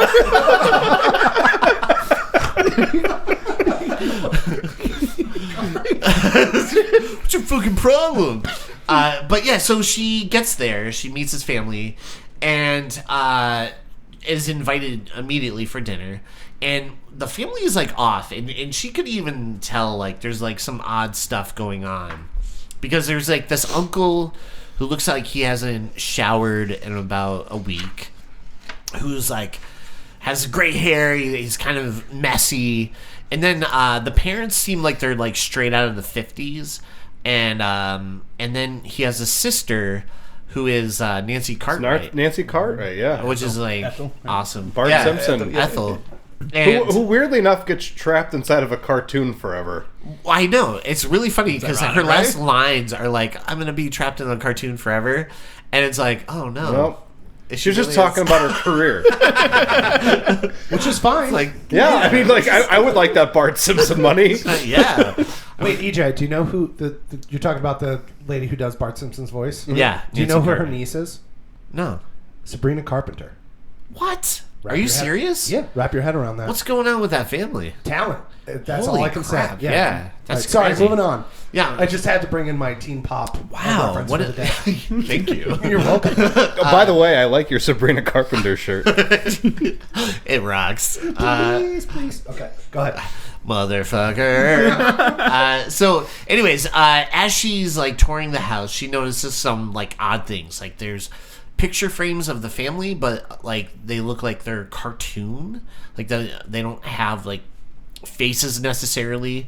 It's really cool, actually, the picture frames as she's like looking, and they walk by the sister who's like, and everyone's watching cartoons in this house. Like no one's watching anything else. Like the family originally was watching a cartoon downstairs. That's normal. There's a That's how it goes sister at my house. upstairs, yeah, watching Everybody. the same cartoon. Yeah. Yeah. And I let the sister watching the cartoon. Yeah. That's what I look like when I have to watch some of these movies for frequels. yeah, I'm kinda sure like- that's what Vince looks That's like exactly how Yeah. for a lot of That was like movies. what we all collectively looked like when we were watching The Howling 3. Yeah, 100%. Tears in our eyes, and trying to joy, laughter, disgust, get all that the last breath. emotions. Yeah, A gumbo of emotions. a gumbo of emotions. So as she tours the house, she notices like all these odd things, and like you said, like the hallway upstairs has all these doors, and it's very much like German expressionism, Yeah, man. like the way they're like angled, and they look like they're straight out of cartoons. So when she gets to dinner, the dinner is odd itself because it's like peanut butter and jelly and like just all like It's kid like a food. burger, right? Yeah. It's on the peanut butter on the burger. Well, Yeah. what's 'Cause interesting Peel it about open, you're like, what? Which is like a burger they have here. yeah, yeah. Right. There's I feel like they actually see Vince just walked away from the table for a second. the perfect spot. This was the perfect spot. For like a 3 Jacks plug. Yeah, there's a perfect. Let's see if he comes back. So before that, one of my favorite scenes is when he takes her upstairs and they come back down, you know, and they all the whole family rummages through her Oh, purse. yeah, But they're smoking cigarettes. Yeah. And did you notice that the sister eats the cigarette? Yeah, she literally eats it. It's and my favorite like- part. I kept rewinding it, laughing. I was dying. I was like, "Holy shit! She just ate the cigarette!" Like, Yeah, like literally, like right in her mouth. I was like, it was so fast. Like I didn't think it was real, but I was like, "Holy shit!" Yeah, Nancy Cartwright is like she's awesome Yeah. in this. But yeah, no, it's kind of crazy how they rummage as soon as she goes upstairs. The family is just like picking through the purse, so wild. like looking for stuff. What's the point of that? I'm thinking just because all their stuff is gone. Like how long have they been there? Or, like, so now maybe there's a like new weapon? stuff, like a weapon, sure, keys to get out of, like, you know, whatever it may be, you know, cigarettes. Cigarettes, yeah, Oh, we want some smoke. Yeah, that's it. Probably that might actually Yeah. be what it is. yeah, like, Stressing them out, you know, they needed to smoke. absolutely. Yeah. But Yeah. I think just they haven't had, because when they pull up, you see all the abandoned cars. Some of them are really rusty, some are more Right. modern. So Yeah. God only knows how long they've been there. So just a sense of reality again, you know, Yeah. like normalcy, or you know. Yeah, and then even like the one guy like kind of reminisces about the beach. He's like, oh my god, because there's like a picture in the purse of Helen at the beach.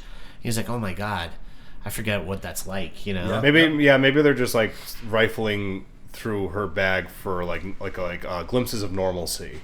Yeah, I think that maybe perhaps a weapon or Sure, yeah. definitely like cigarettes. Yeah. Hey, so I would like to just talk about one thing in this scene. There's a part where they're eating a peanut butter burger. Peanut butter burger, you say? Yeah.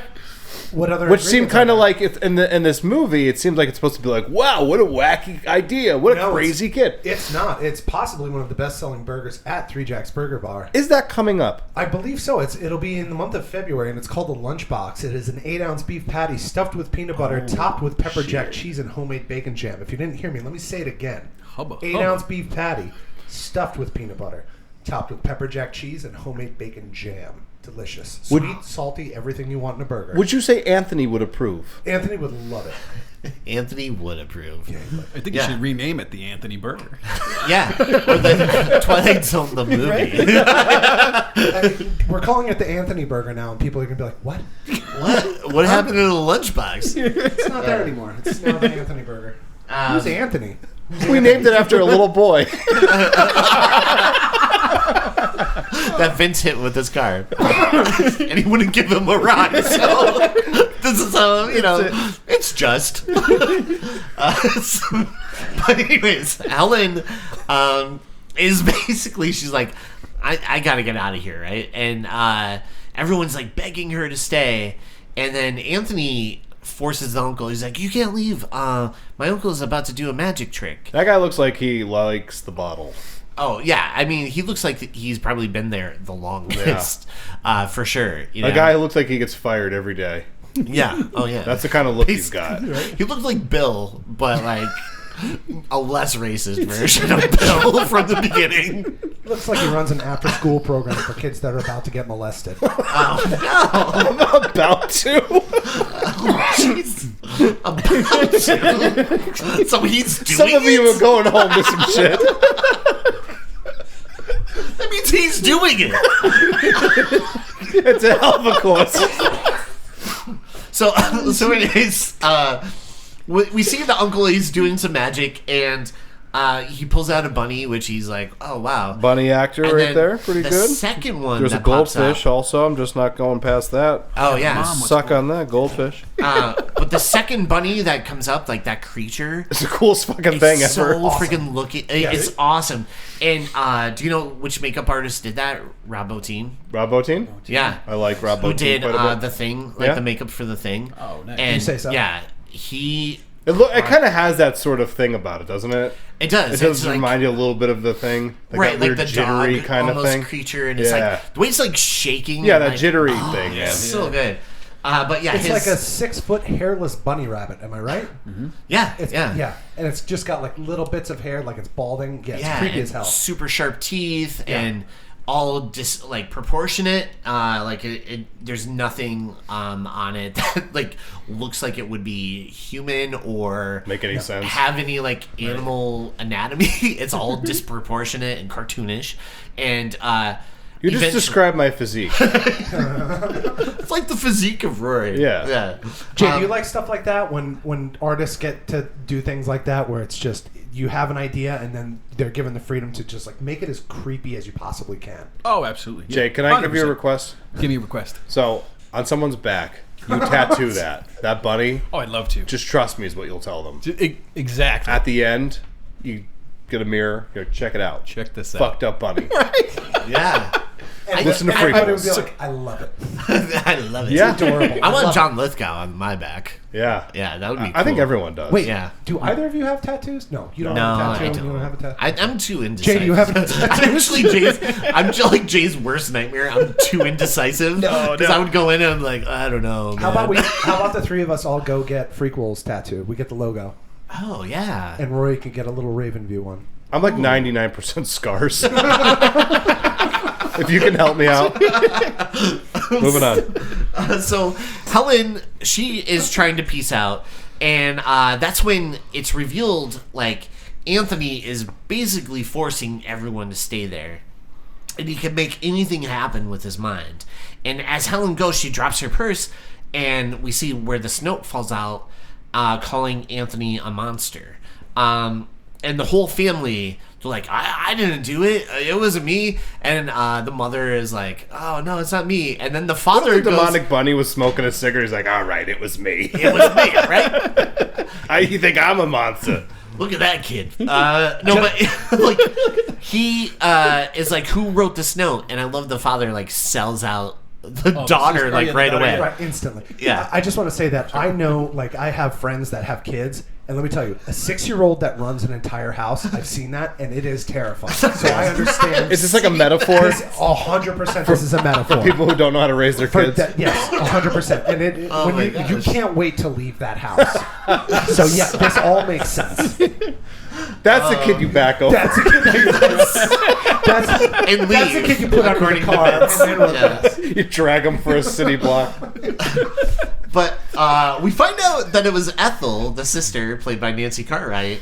And so One city he block. ends up wishing her into cartoon land. Yeah, because he looks at her and goes, "Why you little?" And Choking her. yeah. And it came from. so she appears in the TV, and eventually she's eaten by like a monster in the cartoon. And I do have to say, like, it's creepy and awesome. But when he goes, that's all, Ethel, I was like, this kid pretty cool. rules. This Yeah, kid's this is really good. Yeah. I would never want to hang out with him, but he's awesome. Yeah, I'd be that cool was if like awesome. somebody was like, "Isn't the line? That's all, folks." Oh, he did a thing. He did a thing. So again, a bunch of like creatures now pop out of the TV made by Rob Bottin. Visual representations the of creature what effects- my anxiety must look like. Yeah, the creature effects in this, because at awesome. one point it's like one thing, and then it like They remind me of, Tasmanian devils into like something else. They remind me of old Ed Roth. Yeah. They're called weirdos.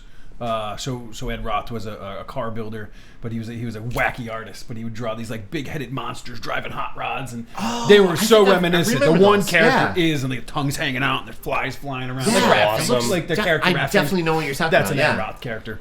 that's crazy. But that's what those Yeah. reminded me of. A couple of those characters. I was like, there's got to be some influence there. Yeah, definitely. Oh, Is absolutely. that Palo Peralta skateboarding company used him? One of those skateboard companies used him. I'm sure they have. Yeah. Yeah, I'm sure they have. Well, I mean, you have also you have.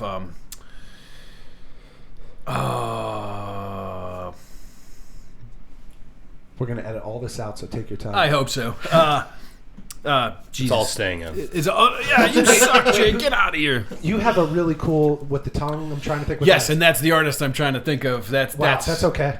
And I have Because now I'm blanking too. Steven? Senor No. Spielbergo, was that his name? Spielbergo. Was that his name? That's it. Nailed it. Moving on. Go ahead, Moving EJ. along. All right. Yeah, just edit that out. That was.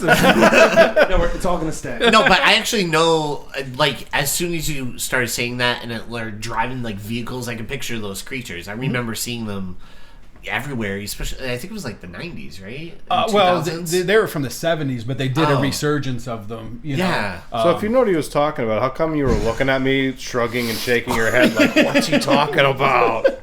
I was doing that because Jim Phillips. I'm sorry, Jim Phillips. Phillips. There Yes, it yes, is. We yes. I got had a it. brain Got fart it. there. Yes. See, we killed enough time. Wait, We got it. wait. I'm gonna throw a wrench into the works. What was the name of the woman we were trying to think of the other day? Sybil Shepherd. Oh wow, you knew it. Oh, I told you, right I'll to never forget it. You'll never forget it now. Okay. Oh, We're talking about Taxi Driver. Oh, yeah. And how beautiful Sybil Shepherd was when she was like, I was blown away because I Yeah. only recently Last seen picture Taxi show? Driver. Oh. No, he yeah. saw Taxi Driver, and he was like, she was like, the girl in Taxi Driver is like remarkably beautiful, and he's like, what was her name? And I'm like, why don't I can't? No, No. First of all, he goes Jodie Foster. And I'm like, no, dude, she was 14. I'm pretty sure that's not how the exchange went. Sorry. I'm sorry, Rory. You're hanging out with Mr. Bloom too much. I may need to. I may need to. Get away from that guy. Okay. So, Helen... So all these creatures, Can you like, imagine if that conversation actually happened? All the people sitting down like, what the fuck are you talking about? They sit down, they get up, and walk right out. it's like Grandpa Simpson, or he walks in the door Put the and right hats out. on, Yeah. grabs a hat, walks out. Keep an eye on those guys. So Helen then sees an opportunity after all these creatures are popping out of the TV. She's like, you know what? Make them stop. Make them go away. So Anthony ends up making everybody just like disappear except him and Helen. And she's like, where is everybody else? And he's like, I sent them where they wanted to go. And he's like, everybody always leaves me. This is how, it is. She's like, I get it. And she Yeah. leaves. No, but Helen sees this opportunity and decides to be Anthony's like Professor X, right? Where she's like, you know what? I'm gonna help you craft your thing, your power. talent, your power, and use your gift in like a different, more positive way, because if you do something, it might end up hurting yourself. So I'm going to help you out. Anthony, we're going to the tracks. Yeah, I'm basically. gonna be rich. That'd be awesome if they're like walking away hand in hand until like the sunset. And she's like, "Kid, I'm gonna make a whole lot of money off you." Yeah. And so she ends up pledging to stay with him always, and they drive off towards the sunrise because he makes the sun just rise, and we see all these like really cool flowers kind of popping out of the ground, and it looks like again like a cartoon ending. Yeah. And but she ends up trying to want to help this kid. Yeah. And that's the end of segment 3, which I love that segment. It's so good. A lot of fun. Yeah. Now we get to segment 4, which is based on an episode directed by George Miller. Mad Max Fury Road's George Miller popped in to direct this little segment, which I loved as a child. And it stars John fucking Lithgow. And the cool thing is, before we started, Get to it. Jay brought us like these awesome gifts. Jay, explain yourself. You had arts and crafts time at the house? You had What time on your happened hands, and this is what you did with it. That's what we do. Excellent work. That's what we do, baby. Perfect. That's Good what answer. we do, baby. Hello, Dexter Morgan. But you made these little awesome John Lithgow head figures. I don't know what you would call this. What would it be? Face thing? I think it's Face called mask. I think it's Face called mask. a warning to John Lithgow. Yeah, it's definitely a warning. No, this Jay will skin you and wear your skin. As a, yeah. But This is how you trick AI. You just hold it up. It's an AI tricker. now I John could Lithgow. steal Oh, his shit. phone and just use his phone all the time. It's great. No, but we have these little John Lithgow masks, and this is I'm keeping this forever. Yeah, forever. This is like going right into my horror collection stuff. But yeah, no. So when you brought these out, I was like, oh my god, this is amazing. Cool. Yeah, this is one of the coolest You gotta gifts. have some props. You gotta have like a couple props, you know, right? One thing I'll say, I think we all love John Lithgow. Oh yeah, I mean It's John Lithgow. He's a legend. Buckaroo Banzai. I mean, seriously, I tell people this all the time. Like, whenever I have to list off, like, favorite villains in anything, like, John Lithgow as the Trinity Killer in the 4th season of Dexter is probably top 2 or 3 favorite villains ever. Yeah. He is so frightening in that. yes, and I'm going to go Third Rock from the Sun. Okay. Yeah. He was amazing on that. Yeah. There was another movie where a kid builds an atomic bomb, and I can't remember, but I remember Lithgow's Oppenheimer. that's that was more recently. Oh, No, this was a 80s movie where this kid builds a atomic bomb, and Lithgow is like his stepfather or something like that. I have to find it, but that movie is amazing. yeah. Oh, If you Harry guys- and the Hendersons. I was just gonna It's say not. Harry, yeah. It's definitely not Harry and the Hendersons, because I don't remember an atomic bomb in that at all. But go ahead. No, I'm there's sorry. a big. There's a director's cut. director's cut. Are you confusing that bomb The with? Sasquatch actually built the bomb. Sasquatch, yeah. He's actually really smart. That wasn't his kid. That was a Sasquatch. Is it Sasquatch Einstein? Yeah. Topless? Yeah. No, how about you? What's your favorite John Lithgow? It is Harry and the Hendersons. Yeah, it's so good. I love it.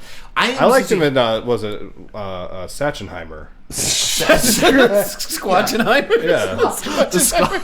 Squatchenheimer. That's the best role that he's ever so been good. associated with. Oh man, outstanding. I love that scene where him and Robert Downey. No, keep building it. Keep building it. Go. Robert Downey Jr. is like, this is a crazy weapon. It would be crazier if there was an Iron Man suit.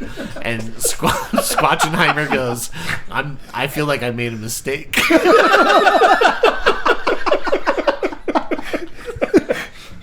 This is a movie, America. You can look it up. It's good. That's the movie we wanted. Yeah. I don't know if I made the right call. But no, I love Christopher Nolan Satchenheimer. I really want him to Let's go back in time and tell the story. I love that shot in Sagenheimer when Einstein actually goes topless. Oh yeah, Einstein goes topless. It's good stuff. Oh my god, that was like all full circle. It's so good. We didn't think we were gonna get here. Around. I like it. Good work. We just drove drunk and ended up somewhere cool. Well, I love that Headlights scene. off. I love when Squatchenheimer and Albert Einstein are driving along and he keeps turning the headlights off and on. It's really good. It's a good scene. And Squatchenheimer's like drunk.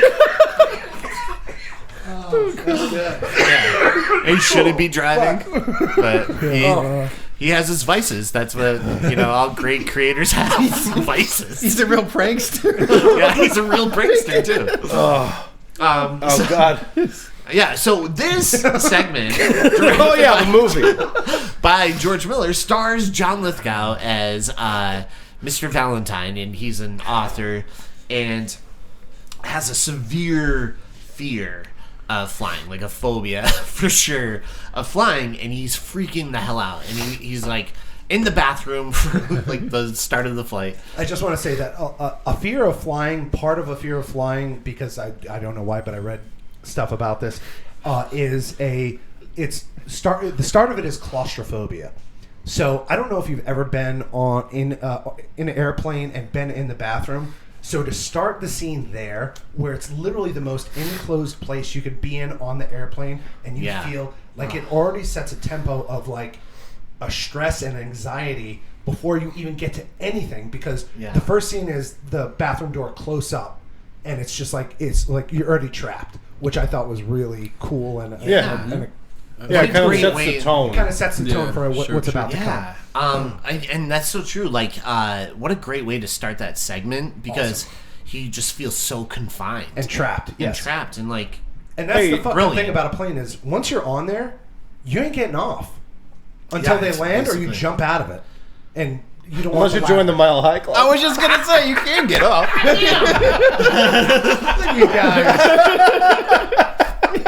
It's like comedy or something? What's going on? No, man. But yeah, no, it's just like, what a great way to start this scene, like this whole segment basically, and it really captures what you're saying, like that vibe of claustrophobia, and he is freaking out. Even like the camera use, like how they have like it's it's low like looking stretched. up, and I like that. Yeah. Now, that's a more accurate depiction of Vince watching the movies for frequels. Already sad and anxious. Yeah. Yes. And he's just stressed out in the bathroom the whole time. Which is also Wife's how I watch these banging movies on in the the door. bathroom. He watches in the bathroom, in a very small bathroom. On his phone. He calls it phone and throne. His wife screaming in the bathroom, "You don't have to keep doing this to yourself. What are you punishing yourself for? Why are you doing this? I gotta do it." Kids are like, "We love you, Dad." What are you watching the movie? Kids go to sleep. Kids go to. Oh my god. Your dad's weird. Dad's having a special time again. To John Lithgow.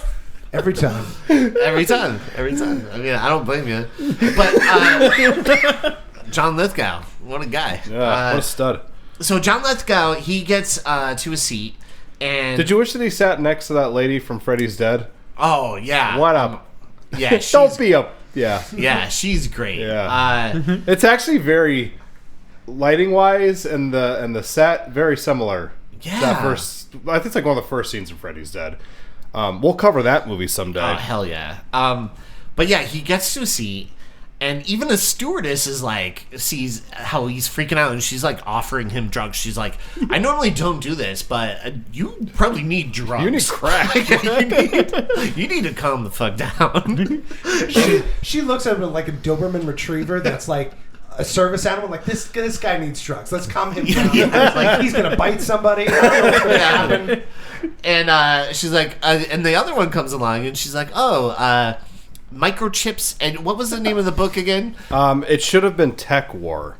Yeah, Tech War. Do you know the reference? No. So, William Shatner wrote a book called Tech War. Did he really? Yeah. And that's what he should have been reading. That would have been awesome. A nice little homage. Yeah, that's so good. I had that in my notes. That's a good. He wrote that down. I did. I wasted your time. Wait, no, not a waste. Go ahead. No, it was beautiful. It was good. Why are you guys all inching to the door? But she's like, oh, this is an interesting book. He's like, it's about the computers and stuff, right? And she's like, oh, Here, science take this fiction? pill seriously. Yeah, and she's like, Valentine. And he's like, yes, I'm an author. I wrote the book. And she's like, oh, okay. She just like immediately... You're reading your own book? You narcissist? Like, I'm out of here. Yeah. She throws the book into his bag and she like pieces out like right away. What was like, the name of the I don't book? care. Valentine's Day month? No, it was like microchips and like microchips. And pornography. Yeah. And so then... That's all it was. It was a hardcover with just porn inside of it. You dirty man. This is a picture of a penis. Mathematical That's a good John Lithgow. Thank you. It's a really good job. I tried. I don't think I'll ever be able to do it again. Got that JL down. Thanks, man. So he looks out the window and he swears he sees something on the wing. And we see like this thing kind of like floating in the breeze. It's kind of gorgeous looking. I know. It's really like tousling its hair around. This mane, this beautiful mane. But it's like ripping up the like part of the engine. And we see this lightning like strike it. And the engine just like blows up, right? And he looks out and he's like, I saw something on the wing. And he starts freaking out. There's something on the wing of this plane. And he then decides to take up the stewardess's offer. Like, people calm him down. And I like the little girl is kind of like a nightmare situation where she's like completely fine like this whole time. And she's like calling him a chicken. Like, this little kid is like taunting him. And I'm like, what a nightmare to be in, because you're like freaking out. Your life feels like it's in danger, and here's this little kid that's like, going whatever. back to what I said earlier. There's nothing worse than a 6-year-old. I like yeah, I like that like absolutely. he's like panicking and she's like taking Polaroids of him to document it. Right? Oh yeah, But that's gonna help. It's cool though, because I guess that little girl would grow up and move to New York City to dress up as Hello Kitty to take photos of you with her with a Polaroid and then charge you $4 for it. Yeah, that's true. Did you get bamboozled by that or something? I had that happen to me once. I have a funny story. So one time I was You in tell New York the story. City. We'll judge whether or not it's funny. Okay, it was in New I York don't think City. we have time. But go ahead. It was right around Christmas time. This is years ago, and we're walking, and it's like shoulder to the shoulder, right around the tree at Rockefeller, and we're walking. I just thought it was just a random tree somewhere. Oh yeah. And there was this guy dressed up as Elmo. And so I just was like, oh, whatever. So I went up and I just like pretended to tickle him. And I didn't realize there was cops that were behind him or that it was handcuffed, right? And the cops go, please don't do that. And then I went, oh, all right. Sorry. Way back and way back. No. Leave the story where it is. Hold on. Elmo's handcuffed. Yeah, but like it was like his hands were behind his back. So when I went up, I didn't realize because it was like busy. So Wait, so they let him keep his costume on? He didn't take the head off. he still had his costume on. Even the head was still on. I'm not even joking. And so I like went like this. Was he like from inside the mask? Was he like lower, lower? Almost like the head was obstructing the view of the cops behind him. And so when I like did it, the cops kind of were like, please don't do that. And I was like, oh, okay. And I kind of just walked off. But it was the weirdest You're tickling him. You're tickling him inside the costumes here. But yeah, true story. I love that more than anything you've ever told me the entire time I've known you. That's my favorite thing. Oh, thank you. I don't know why I noticed do the that he weird was stuff I handcuffed. do. I'm going to tell you this right now. In your defense, you never would think to look to see if he was handcuffed. Right. Why would he be? Right. Like, What did he do? Here's someone in the crowd. Book him, Dano. What did he do? Next year's Christmas item is going to be Arrest Me, Elmo. All right, Elmo. Oscar the Grouch agreed to testify. You're going away for a long time. It's so crazy, but yeah. It was like Real quick, a real quick story. So we were just down at Cooper's. Yeah. And it was right before you asked me what movie to do, right? So I was like, oh, yeah, do Twilight Zone. So we're sitting there, and I'm having a beer, and we're eating some dinner, and I look up, and there's the plane hanging in Cooper's. shut up. Oh, neato. You That got to is check really it cool. out. There's a ton of them. Oh, that's so cool. That is so cool. And it has like the little creature Is from that the original- Serendipity? Yeah. Yeah. Then that what that's called? he just Serendipity? he just put it up. Fortunate accident. Was yeah. was EJ's Elmo at Cooper's like Chained but up. like reformed? Reformed Elmo. Yeah, he's just wearing like a button up. He was No, actually he's like dressed up in a suit and tie. Yeah, like he's a just Philippine eating style. soup. he was actually at Cooper's, but outside, drunk on the curb. You know, like it was parade day. I like Court Date Elmo. That's like one of my favorite Elmos. That's come out. He's just in Cooper's eating soup, and you're like, "Hey, didn't I see you handcuffed in New York City a long time ago?" That was a long time ago, kid. I'm a different person. Different Elmo now. Daddy, what's he talking about? No. That's such a sad sight. I just want everybody to picture Elmo with his hands behind his back, head down, in shame, and EJ walks up to him and tries to tickle him. That's wonderful. What a day. What an image. All right, What a day for all of us. how about I get that tattooed on me? Oh, Arrested my God. Elmo? Okay. Please do it. Thanks for the laugh, kid. It's gonna be the last one I have for a while. Like, his hands behind his back, and he's like, look at it. Is this guy for real? Oh yeah, now I'm the criminal. Oh, God. So, let's get back to the movie. What are we doing, a show? I guess we should do the show. So he decides to take up the offer from the stewardess and takes the drugs to stay calm. And after trying to sleep, he decides to take another look and see what's out there. Because he's having a hard time sleeping. He's like tossing back and forth. Eventually he takes a look, and that's when we see like an up-close image of the monster, and it's like, and the way Kissy face at him. yeah. Here's the one thing I don't understand, but I understand it's for plot. Like, the stewardess could walk up to him at any point and be like, "Sir, would you like to change your seat?" Right, like, And he's like, no, I want to live with the fear. So let me stay. yeah.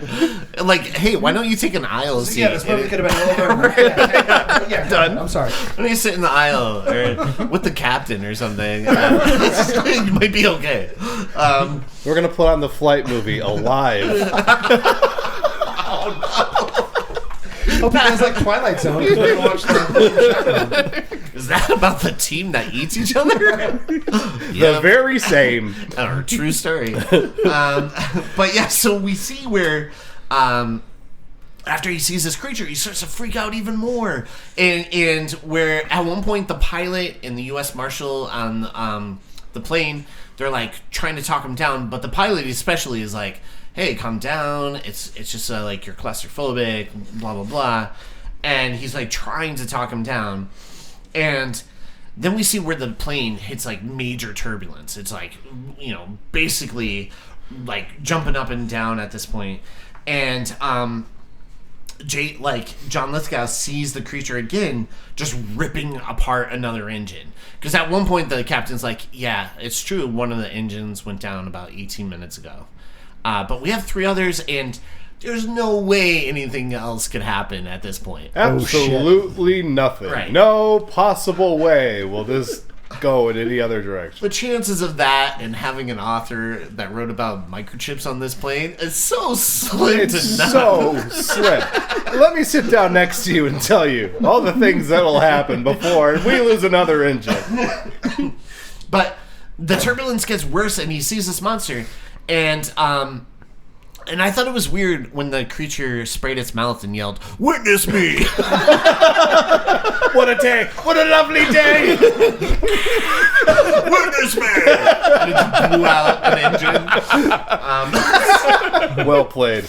But yeah, so By the way, this whole sequence was also spoofed on a Treehouse of Horror episode. Was it really? Worth watching in a big bad way. It's fantastic. is it Homer that's like No, freaking out? Bart's on the school bus, and there's a gremlin on the side of the bus, and it is so good. That sounds awesome. Yeah. That sounds so good. I have to I've never watched like a full season of The Simpsons. I love The Simpsons, but I Yeah. never I don't like Halloween, so I never watch the Treehouse of Horrors things, and I know that there's a couple good ones in that. So Yeah. I'm gonna check that out. I saw The Shining.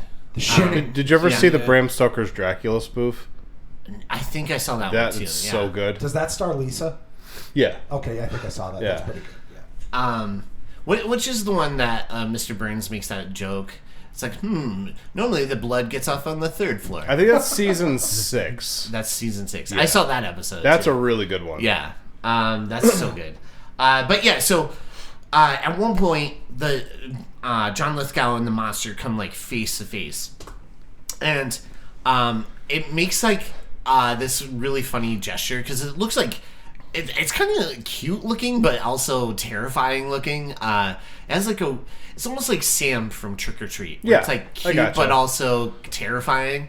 And I like how it like pulls out the finger and is like, right, like waving it back and forth in front of his face, and then just like flies into the air, almost like a witch, kind of like going off into the elements, right? What if it was like, I forgot I can't fly?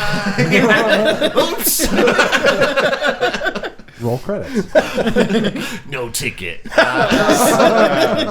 So anyways, One thing I want to say about the adorable goblin on the wing Yeah. is that John Lithgow is such a good actor that while the demon was cute, his fear was real, and my it just God, kind of it's plays to the insane. thing. Like it Yeah. didn't matter what was out on the wing. The way he played it, it was so good Yeah. that like it doesn't matter what he saw. it doesn't matter what he saw because Yeah. he's terrified. You know it. Yeah. yeah, like you feel his fear Yeah. coming through the screen. And Who directed this one?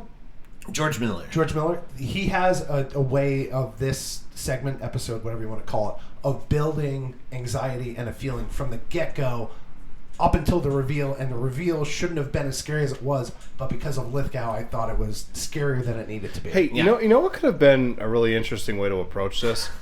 And I mean this in all seriousness. We don't believe maybe it, but go like ahead. maybe you never show the monster, and he's always just looking out the window, like kind of like screaming and like losing his mind, and you're like, is there something out there or is there not something out there? But maybe it's like the engines are just blowing, or he actually sees something. Spielberg did the last episode. Huh? Spielberg with the hiding of the. Never mind. Sorry. Sorry. But no, because he's such a good actor that he could make you just sit there and be like, maybe he's seeing something, or maybe there's nothing out there. It's a little cooler when you do see like the little gremlin, but that's how good of an actor he is that you didn't necessarily even need to show it. No, yeah, he is such a powerhouse of an actor, and the That's your fear- on-screen crush, right? That's what you always told me. I would say so. Yeah. Really? Yeah. Yeah. Yeah. Okay. Yeah. I get Yeah, that. I would say so. Yeah. I feel like we could be related. It's similar, yeah. Especially with the eyes stabbed out, for sure. Yeah. I Yeah. also feel like the next time we see that, it's going to be very dirty. Oh yeah. For context, I put the mask up to my own face, and people are interested. So, anyways, I'm licking my lips. yeah. As the ambulance, well, we see the plane lands, and John Lithgow is now in like a straitjacket, and other passengers are like, "Oh, it's stupid claustrophobia. That's what got him," you know. And even like the stewardess and everyone are basically commenting like, "Yeah, he just jumped up and like hit me, and I was freaking out." And we see where he's like carted off into an ambulance, and as the ambulance is driving off, it's driven by Dan Aykroyd, who pops in CCR Midnight Special, and he's like, "Hey, you want to see something scary?" It's such a great like It's a nice Perfect callback. ending. Yeah. No, I've had a night of terror, thank you.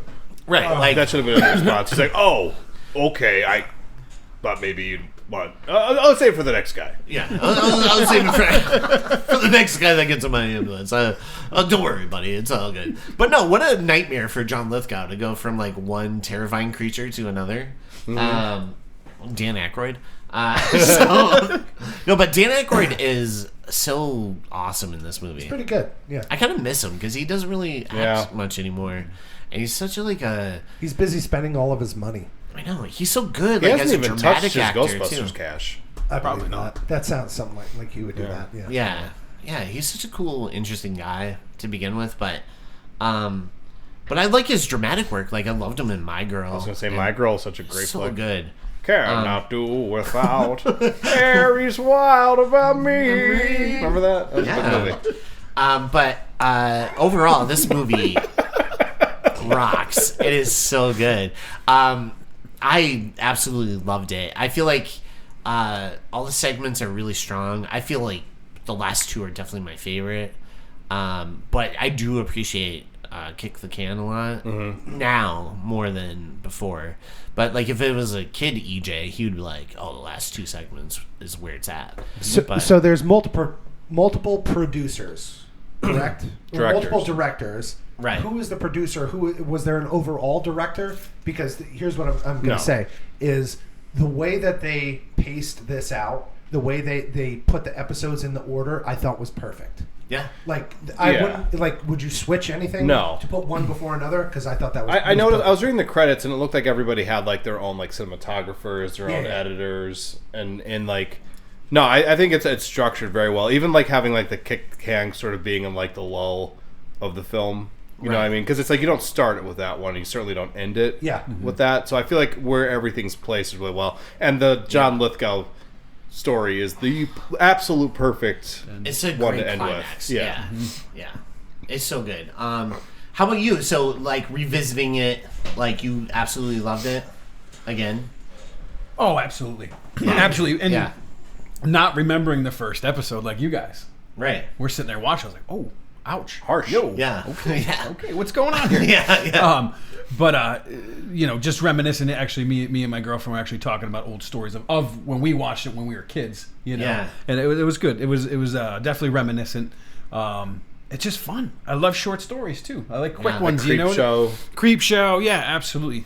Even did you guys ever see? Yeah, I'm sure you have. Amazing Stories. They ended up making the show. Yeah. Amazing Stories. Yeah. Like I fell in love with all those. Tales from the Crypt. Yes, absolutely. Tales from the Hood. Tales from the Hood is. We have to cover that. We one. have to cover that. That is one so of good. the best fucking horror films ever. It's so good. Tales from the Dark Side. That's Tales another from the one Dark too. Side's a good with, one. Christian Slater. Yeah. Yep. Love that one. Harry too. Morgan Yeah. these days. Yeah. But so good. so you had a good goddamn time revisiting it. Oh, I loved it. Yeah, absolutely. Yeah, this is going to be in a regular rotation. You know, I'm sure you guys have regular rotation movies for the year. You know, this will definitely be in it. Absolutely, 100%. And I'd like to see more movies made like this. I like little short stories. Bring those collabs back, like what Romero did something with Argento, Two Evil Eyes. And, I'd love to see more collaboration with more modern. Even like Romero working with Stephen King on Creep Show. You're just like, why don't they do stuff like that more? Right. Yep. Collab. They don't, and it's like such a shame. They get like hack writer to put together like the script and then like give it to like a director, and the material isn't strong and it falls flat on its face. That's why, hey Hollywood, get fucking Trick or Treat 2 going. Yeah, we all want Trick or Treat is probably like the last great anthology film like that. Yeah, I would say so. Right? What do you think is better, the early Trick or Treat or the new Trick or Treat? They're both awesome. Both are awesome. Yeah, I'm a big fan of. I almost Mark picked, Price. I almost picked that one. I actually met Mark Price. We need to do that one. That's Yeah, awesome. I almost picked that one. I was like, man, this is a great one. But I just watched it. I just, it was kind of like, we'll go try something different, Yeah, we'll definitely. Have Do you know to the put one Trick together. or Treat? Just to put this out there, in case anyone's ever wondering, that's actually where the name Metal Messiah came from. Is it really? Yeah. Oh, shut Yeah, up. that name is actually like in Trick or Treat. No Close friend way. with Messiah, Jon Snow. Oh wait, Yeah. I'm not sure if you're familiar with him or not, but Metal Messiah Jon Snow. But anyway, yeah. But anyway, so Yeah. want to hear my thoughts? Yeah, let's hear your thoughts, guy. Okay, so I haven't seen.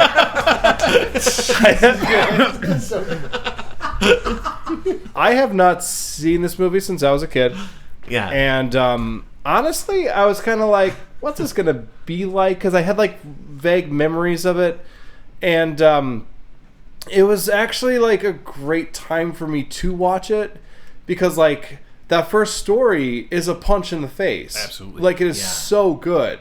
And I keep saying this, it's like I think everybody today should watch that. Oh, definitely. The idea of like putting yourself in somebody else's shoes. Like a crash course in. Go ahead. It's like a great example of empathy. Go ahead. Yeah. A crash course in empathy. Yeah. But it's that one was great. The kick to can one. Now that I'm an elderly man, hit me in a different way. The whole idea of like you only get old when you allow yourself to get old. You could be like in an elderly body, but you can still have a very young heart and mind, and your life is what you make of it. And like the Anthony with his little demon house and stuff was a lot of fun. Yeah. And John goddamn Lithgow just nails it, crushing it. I think my grandfather used to say, "You have to get old. You don't have to grow up." Yeah. Which I thought was like very poignant of that whole segment there. That's what Freakquels is. Yeah. We're not Goofing up. We're never. No, we're just like, hey, let's make jokes about Elmo and handcuffs. Hell yeah. That's where we're at. But no, I think the movie it was actually, I would use the word delightful. I actually had a lot of fun revisiting it, and I actually would want to rewatch it again soon. It's great. How about you piece of fuck? Thank you. I know that you know what's great is that I know that you're talking to me. You know the tone. I think you said it perfectly. The word to describe this is delightful. Yeah. Because anybody could sit down and watch this. It's not too gory. It's not like what do we talk about that's like kid friendly? Oh, the Universal monster movies, Monster Squad, shit stuff like that. Mm-hmm. This, I think, other than the Nazi stuff, which is going to be kind of hard to explain to the kids, I think this Not is these days. No, not these days. Yeah, they'll get it. But this is like what I saw on the news this morning. every day. It's really awful. Yeah. That's why I'm saying everybody should watch that story to get that shit out of your head. But go on. It reminded me, or it didn't remind me of it. I love the 3 segments. Or what was it? 3 segments? 4 segments. Yeah. It was 3, or it was 4, but you blocked one out because of the weed. Yeah. Well, there's that. There's always that. It reminded me of the Coen brothers. They recently did the Ballad of Buster Douglas, and he did It was the Ballad of Buster Keaton. Ballad of Buster Keaton, whatever it was. What is it really? Oh, I was like, I love Buster Keaton. I'm just like, I'm just being stupid. EJ looked at Rory so seriously. I was like, wait a what? minute. Yeah. I love Buster But Keaton. They dug him up for another role. I love the idea of stuffing 3 shorts into an hour-length feature, and you're getting literally the best 15 minutes of a movie from each director. And I thought that was great, and I enjoyed this. This is like, I'll watch this again. If this was on HBO and I was home on a Saturday afternoon after playing ball with the friends In the bathroom on your cell phone. There it is. This is a rewatchable thing, and I think some of these directors are gonna look for them in the future. Might be okay. They're gonna be okay. They might do all right. They're gonna do okay. Yeah. Except Spielberg. I don't think he's going to take off. You think he might? I also have. Does anybody know when Hitchcock died? 1980, I believe. Okay, so this was essentially all of these directors paying homage and to his memory, and I feel like everybody was like, "We need to bring our A game. We need to be awesome at this." I would This argue needs that to resonate. I would argue that most filmmakers, whether they know it or not, are probably paying homage To Hitchcock? To Hitchcock, because I it's would like believe that, he's yes. so ingrained in like the cinematic language. Wait, did Hitchcock do The Birds? Yeah, That wasn't Twilight. That was a standalone. that's his own That flick. movie still to this day freaks me out. And that should have been his bad one. Yes. Because the concept of it, you're like, how the fuck is that going to work? And boy, does it work. What was the one he did? The Rope. Rope is so good. I think you made me watch that. Yeah. Like, look, I got the goosebumps Yeah. just talking about it. Yeah. Okay, Hitchcock, I don't know if I've ever mentioned on the show before or not, but It's more like Hitchhack. Hitchhack. I love that. No, he's phenomenal. Yeah, he's like so whether they're aware of it, even like in Jaws, there's like that Vertigo shot on the beach. Oh, I love that. Like Yeah. Spielberg was like a Hitchcock fan. They all were. Oh, yeah. So it doesn't surprise me. But anyway, you like the movie? It was enjoyable, and it was one of those things. Like I said, I hadn't seen it, but then once I saw it, I was like, oh, duh, I've definitely seen this. Yeah. Yeah. Like Vince said, I love stuff in my shorts, and No, what Wait, he said is that was what he said? no. What he said was I love love. shorts. I like when they stuff shorts into films. No, he said I love to stuff my hand down shorts. Okay, Well, true. Yeah, no, but I agree. I love shorts in a film and then make a whole, and I like sometimes when they do connect. There's like connections between them, like a Pulp Fiction or Yeah. Trick or Treat. Trick or Treat. Yeah, there's like elements of a little bit of other stuff in it, and so the cool thing is the directors and how much love you could tell that some of them had for the original show, and like putting little Easter eggs in there. Well, that was probably the stuff they were watching when they were kids, and just being yeah. like, "This makes me want to go do what I'm ultimately going to do." Right. Like, I could totally see like a young Spielberg just like glued to the television watching the Twilight Zone. Yeah, he's because like, we all went through that, right? Oh my God, Like yeah. I remember, like for me, like they started putting that on, like because I was a little kid at this time, but they had on the Twilight Zone. I'm sorry, the Sci-Fi Channel. Right. Back when that was a cool thing, and I remember like Before it became G4. yeah. But like I remember just like staying up to watch it and just being like so, like Yeah, they there's would something do those really like New Year's Eve marathons. Yeah. New Year's Eve, New Year's Day marathons, and that's how like the majority of that show is. That's the way I watched it. one of the most effective ways I ever watched it. The very first film course I ever took when I was in high school, our teacher spent the first I feel it was like the first month just having us watch the Twilight Zone, because he's like, you want to see like what good storytelling is, watch the Twilight Zone, because Rod Serling was brilliant. Like he was like a really, really gifted, brilliant, thoughtful, ahead of his time type of Helped storytelling. create Planet of the Apes, one of my favorite. That's the movies. worst movie he ever did. No, I'm kidding. I love man, Planet of the Apes so much. I really do. Yeah, me too. There's something in being forced to be concise and efficient with filming. Like I kind of said it before, it's like everything that they did, every little detail was perfect along the 15 minutes of, what was it, 15, 20 minutes for each one? Yeah, I Right, would say like back in 20. the day, there 20, was yeah, back in the day there was less of less commercials that were played, right? Right. Because like back in like if you watch like early Simpsons episodes, they would go like 22, 23 minutes. Yeah. And then as the show progressed, you notice it's like the show's like 18 minutes long, 19 minutes long. So like those Twilight Zone episodes probably were like 23, 24 minutes. I know it doesn't sound like that's a big deal having a couple extra minutes, but it certainly does have an impact on the storytelling. So, Yeah. like, as a writer, having to be that precise, I feel, is beneficial to you. Oh, for Like, sure. You're having to edit, and you're trying to shrink it down to what's left is the best. Yeah, dude. So much of the meat time, like potatoes. when I'm writing, like that's always the thing that's going through my head. I'm like, what part of this is like good for the story, and what part are you just adding in there for you, and What's doesn't need to be self-masturbatory there versus what needs Well, to be there for the... Sometimes, yeah. No, sometimes they're just like. Sometimes there really just is like a thing where you're like, I'll find that I have like 4 pages of something written. I'm like, this is awesome, and then you read it, you reread it. It's more to inform you, and not necessarily something that the audience needs to see. If that makes any sense at all. Right. But like Rod Serling was just kind of like so fucking efficient, and he's just like, this all needs to be here. I'm sure he did things like that. I'm sure like in his scripts they probably had to like, he probably went through it and he's like, we'll cut this page out, whatever.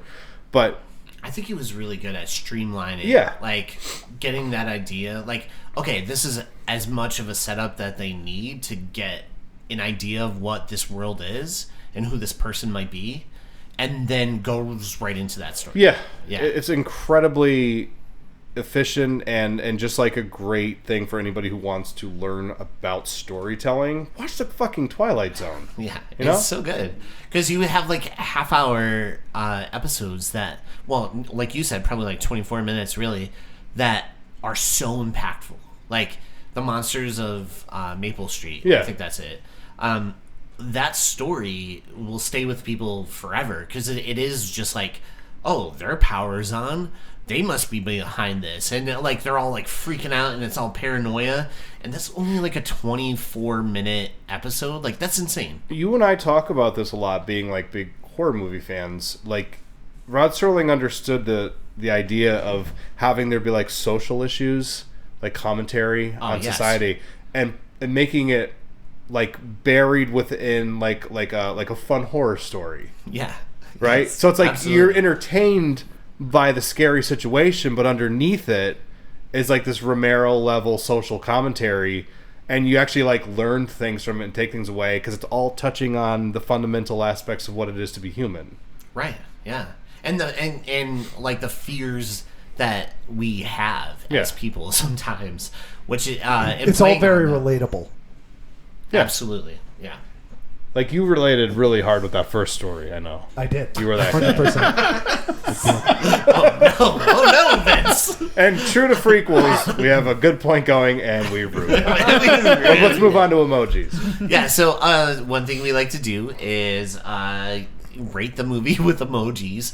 So, young Vince, do you want to go first? Do you want me to go first? Yeah. I'm not going to make these up on the fly. I got a swastika. No, that's not an emoji. not- Like, no one. No, wow. No. Oh, wait a Who's minute. using that emoji? It's, Jeez, Lord. Today's mood. Jiminy Crickets. What are you thinking? I got a hand grenade.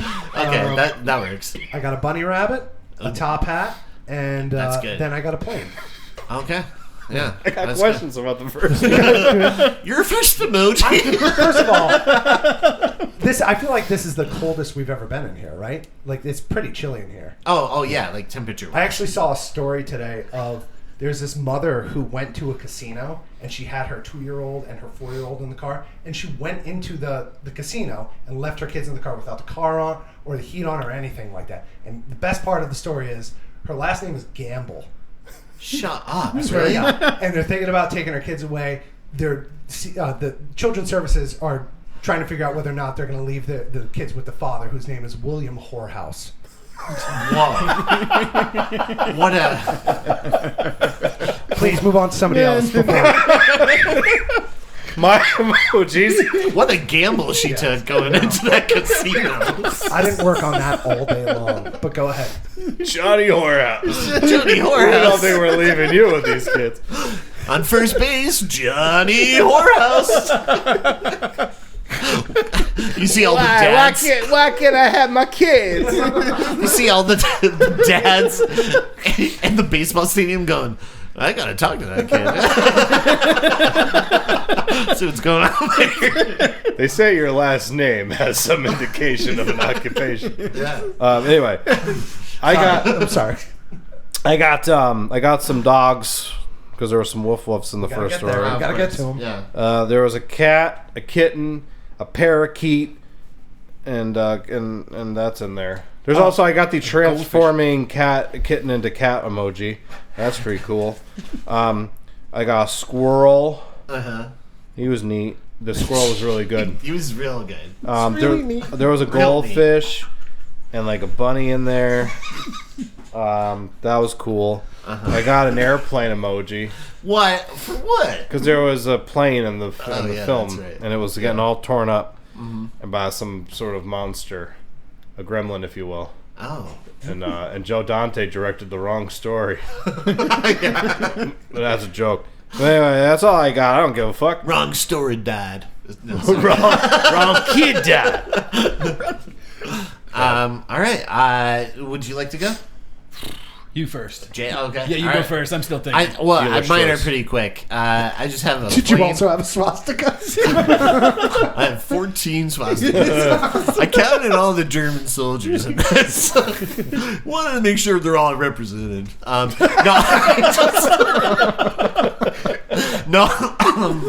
Actually, We had to cut out EJ's comments of they weren't so bad. you know, Hear me out. I know it's a weird hill to die on. My career's going pretty well right now. Why not end it? I was gonna say I have a plane for good reasons. Then I have a car and a bicycle because when she smashed into that fucking kid, it was awesome. And then I have a TV and a bunny because I think overall those two are definitely my faves. But I think that one might be my absolute favorite is Joe Dante's. Cool. Yeah. Okay. I'm going to start with a Star of David. Yes! Atta boy, Jay. That's it. And then we'll go with can. We got to have a can, right? Yeah. And then you already covered rabbit, so I'll go. You got the television screen. Let's go cover goldfish. Cigarette. There you go. Cigarette. And then I'm going to go pill container. I don't know if there's a pill container or a pill. There is now. Right. Oh, yeah, for John Lithgow. John Lithgow, yeah. I got you, bro. I got you, bro. Got you, bro. All right, let's go into plugs. Vince, do you want to start us off? I will. I'm going to go with, there's this local tattoo shop. Oh, It's Not in gonna let the Dunmore. guest plug his own thing, huh? No, I'm not going to do that. Why would I? He could build on top of it if he wants, but I'm just saying. It's a local guy. He's an artist. He's got really cool artwork in his place. Really cool place to hang out too. A lot of Jay, you should meet him. yeah. Jay, you're gonna fucking love this guy. Where's he located? Is he hiring? I think he's on Chestnut Street in Dunmore. But no, I don't like getting tattoos, regardless of how many tattoos I have. I really don't like it. I don't enjoy the experience. No, I don't. I hate it. Sam, I am. Something like that. Every time I go get a tattoo, except with Jay, I come very close to passing out because I don't like needles.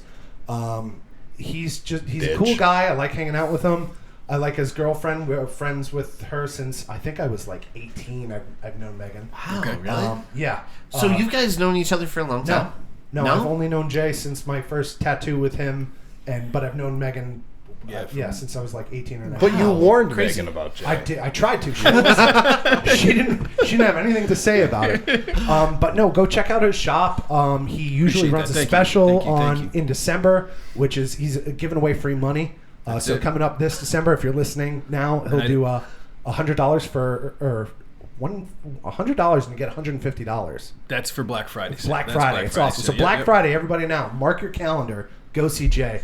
But shop super clean, very friendly. He'll take time. He'll go over stuff with you. Creature from the Black Lagoon Creature works from Black there. Lagoon, and he really makes you feel comfortable. So if you're looking for a place to get a tattoo, by all means, Respawn. Appreciate place that. to go. And I don't wear pants all of January. No, it's, and let me tell you, he keeps it warm in there, like really, like sweaty. And if Pants you're cold, 100% off. We appreciate somebody on the show who appreciates the art of Winnie the Poohing. Yeah. We have been known to dabble from time to time. Yeah. Ducking, I like the that. pool. It's the same, but it's the same. It's the same end result. Yeah. Everybody's happy. Yeah. That's it. That's baby. fine.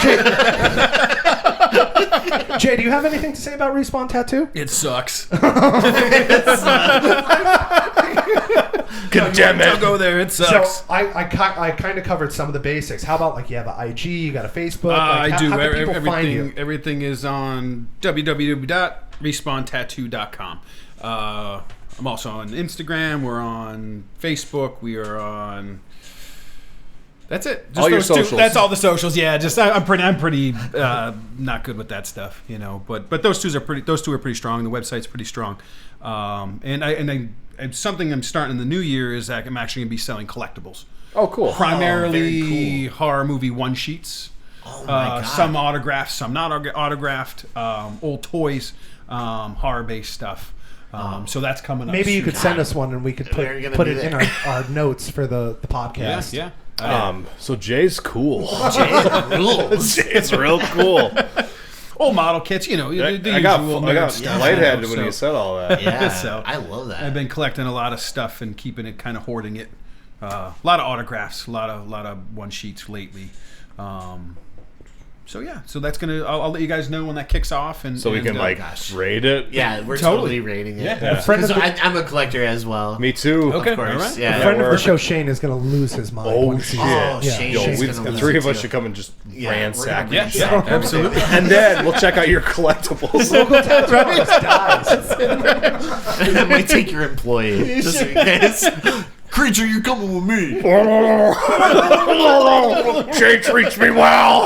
Put me back in my fish tank. Going out the door. You're mine now. Big line of seaweed. Gonna make you squeal. Gonna make you squeal, boy. No, but that's awesome. That sounds so good. So those are, when is that starting? This January? Yes. There's some stuff I can't speak of that are in the works, but No, give us a date. We're gonna hold you to it. there's no dates, but there's going to be a big reveal within a month or two. Okay, awesome. Okay, Sorry. awesome. And that's that. Go mute that. Oh, no, that's good. How about you, Rory? Anything you would like to plug? I would like to plug Raven View Productions. You can find it on the Facebook and the YouTube. It's my little film production company, of which I also make podcasts with this lovely fella, Mr. E.J. Leeson over here. Hello. And we put our podcast out through Raven View Productions as long as movies. So check those out, and if you don't, then fuck you. Fourth Cut Reviews. Fuck you. Fourth Cut Reviews. Our keyboard warrior friend, he's out there too. He's throwing shit at the wall and seeing what sticks. Mr. Christopher. Yeah, he's got stuff. You can look him up too. We got Variant Season, our buddy Will Perner's band. Just, kicking ass, crushing it, making some of the best produced rock music that you're going to find. And if you do find something better, I don't know what to say. Yeah. But they're great. Gravy Diggers. Hell yeah. That's the pot pie that you're lucky to survive the night from. Hopefully. And sometimes we get the glass out of the pot pies before we serve them to you. Sometimes we miss a few. Who could be held responsible Not us. for such an oversight? Swartz Dreamboat. You can look him up on the socials also. He's a comedian, a comedic genius of sorts. Kills me every single day. He sends me stuff. He sends me videos. I get videos of him making his cats talk, and I just telling you what. Sometimes you're at work, you got a gun in your mouth. You're like, how many more days can I do this? And then he sends me stuff like that. It's great. Real Chronicles, friend of the show, Dave Gonzalez. He's got a great a podcast called Real Chronicles. You can find him on the Cinematic Reel. You can check out his reviews on RottenTomatoes.com. He's one of my favorite critics. And he's a great dude. Comes on the show sometimes and elevates our crummy show. And then the last thing I'm going to mention, fellas and lasses, I'm going to talk about Kitties of NEPA Pet Rescue. You hear the call? They hear the call. I was just watching this movie called Flow last night, and I got to watch this little cat get put in danger and not have a home, and it made me real sad. And I just started thinking about how all cats should have homes. They should all have a nice little bed to crawl into and be warm. And you have the power to do that. You can change cats' lives, and they make your life better. They make my life better. Again, that gun slips so easily into one's mouth. But Like the taste of the metal too. I do. And the cat looks up at me and just goes, "Not today." And puts a little paw on me. Yeah, I just thought of that too. Yeah. And that's what I want to leave you guys with. It's cold out there. Get them off the streets. Put your kids outside. Leave them in the car and go gamble. Yeah. You hear me, Mr. Whorehouse? Yeah, I want to promote gambling. No. That's probably how she even hustles them or shakes them down. She's like, "Don't say a word, or you're going to the whorehouse." No, not Dad. I don't want to go to Dad's. I don't want to visit Dad at work. No, Dad puts us to work.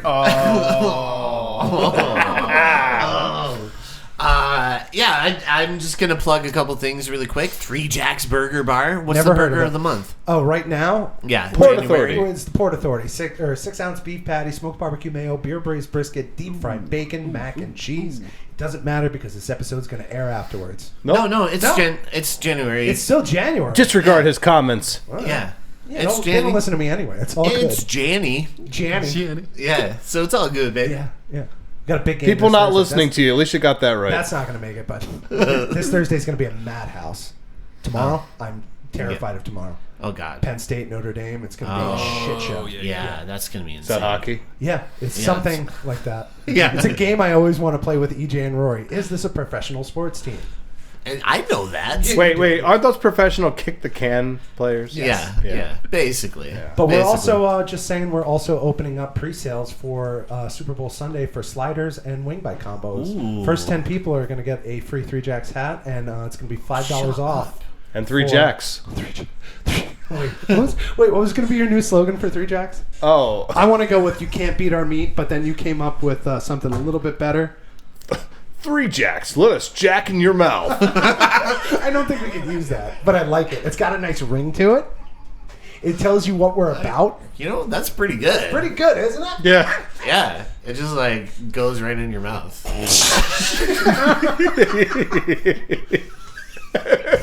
And it feels like 3 jacks. Have a mouthful of jack. 3 jacks or you get your money back. Oh, that's good. Dude, you're killing it. I know. He's, should go in he's a marketing. marketing guru. I know. If you want to get your place shut down, Hire Rory. our strategist is Mr. Whorehouse. Okay. Oh, yeah. I want to plug. I'm going to be in a play the end of January at the Diva Theater. It's 1 acts. I'm in 2 of them, and it's been awesome. So yeah, check me out acting this weekend. Oh no, it'd be next weekend. You should. Dude's phenomenal. I'm busy. I've seen his chops. It's pretty That's good. all right. I'm busy. Yeah, I know. And then Elle Snow is in the Shakespearean play this weekend, the Scottish play. Shakespeare in the parking lot? Yeah, and she is one of the witches, and she's gonna kill it. I've seen her do it That before. makes sense. She crushes, as always. Yes. One of my favorite actresses. So make sure to check her out at Actor Circle this weekend. Also, check out Adam Farley and Chris Allou's music on Spotify, Applecast, or Apple, wherever you listen to music. And then check out, what else? Metal Messiah Jon Snow. Metal Messiah Jon Snow. Hell fucking yeah. I know he has a show coming up he has a lot of shows coming up. Like a lot of stuff. Oh, there's almost that like he's John. in too many bands. He's in about 19. Not enough Different bands. bands. Not enough bands for Not Jon enough. Snow. But he has a show coming up at the Ritz. Oh, he does. And he... That's a cool venue. You ever go there? Yeah. The Oh, yeah. absolute It's best awesome. venue. And I'm just like... He's just killing it. So go on Crushing it. EasternTributeCollective.com Ow! and you can see wherever he has shows coming up in Catch the those area. thighs. And you could catch those thighs with your eyes. Catch some calves. Live. Check those calves. Yeah. We misspoke. We misspoke. But we would like to see those thighs. They want to see You know what? The thighs whole and leg. calves. Let's Oh, just check out. Check out the whole gam. Oh yeah. Shit. But no, make sure to check out Jon Snow's stuff, and then also make sure to check out freakquels.com. Oh yeah, way to promote the podcast there. Yeah. That's smart. That's a good thing Son to of do. a bitch. Yeah, you could go there. You could check out our pictures, links to all the stuff we Hopefully pretty we much have. said. Hopefully we're gonna have a link to Respawn Tattoo in the. Yeah. we should do that. Oh, That should be a thing. absolutely. Appreciate that. Yeah, we'll have to talk to Mike Vinci, of course, the Vinch, and see if he could hook that up. And of course, Shantytown Productions, we have to give them a thanks because they hooked Yes, up our you're right. website and designed everything. So thanks to Mike Vinci for doing that. Our website, you could check our newest episodes. We have merchandise there if you want a t-shirt. We Coffee have mug, sweat. dildo, all of the things. One of those hats with a little. One of these things is propeller not on top. there, and it's the coffee mug. No coffee mugs. No coffee mugs. There's a little asterisk. No coffee mugs. No, you go on there. You can see some pictures and listen to episodes. Links to our Instagram, Facebook. Links to 3 Jacks. Links to all the different things we like to plug.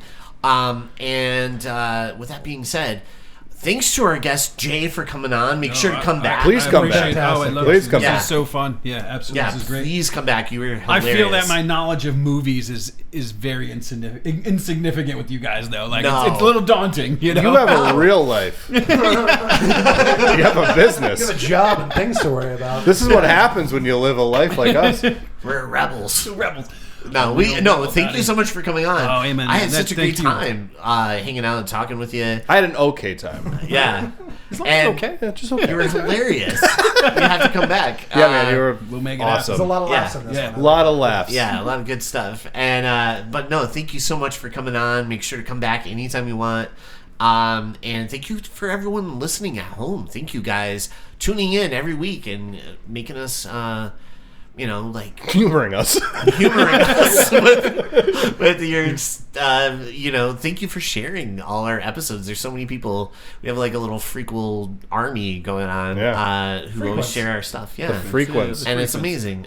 So thank you everybody for listening and tuning in every single week. And with that being said, thank you for listening to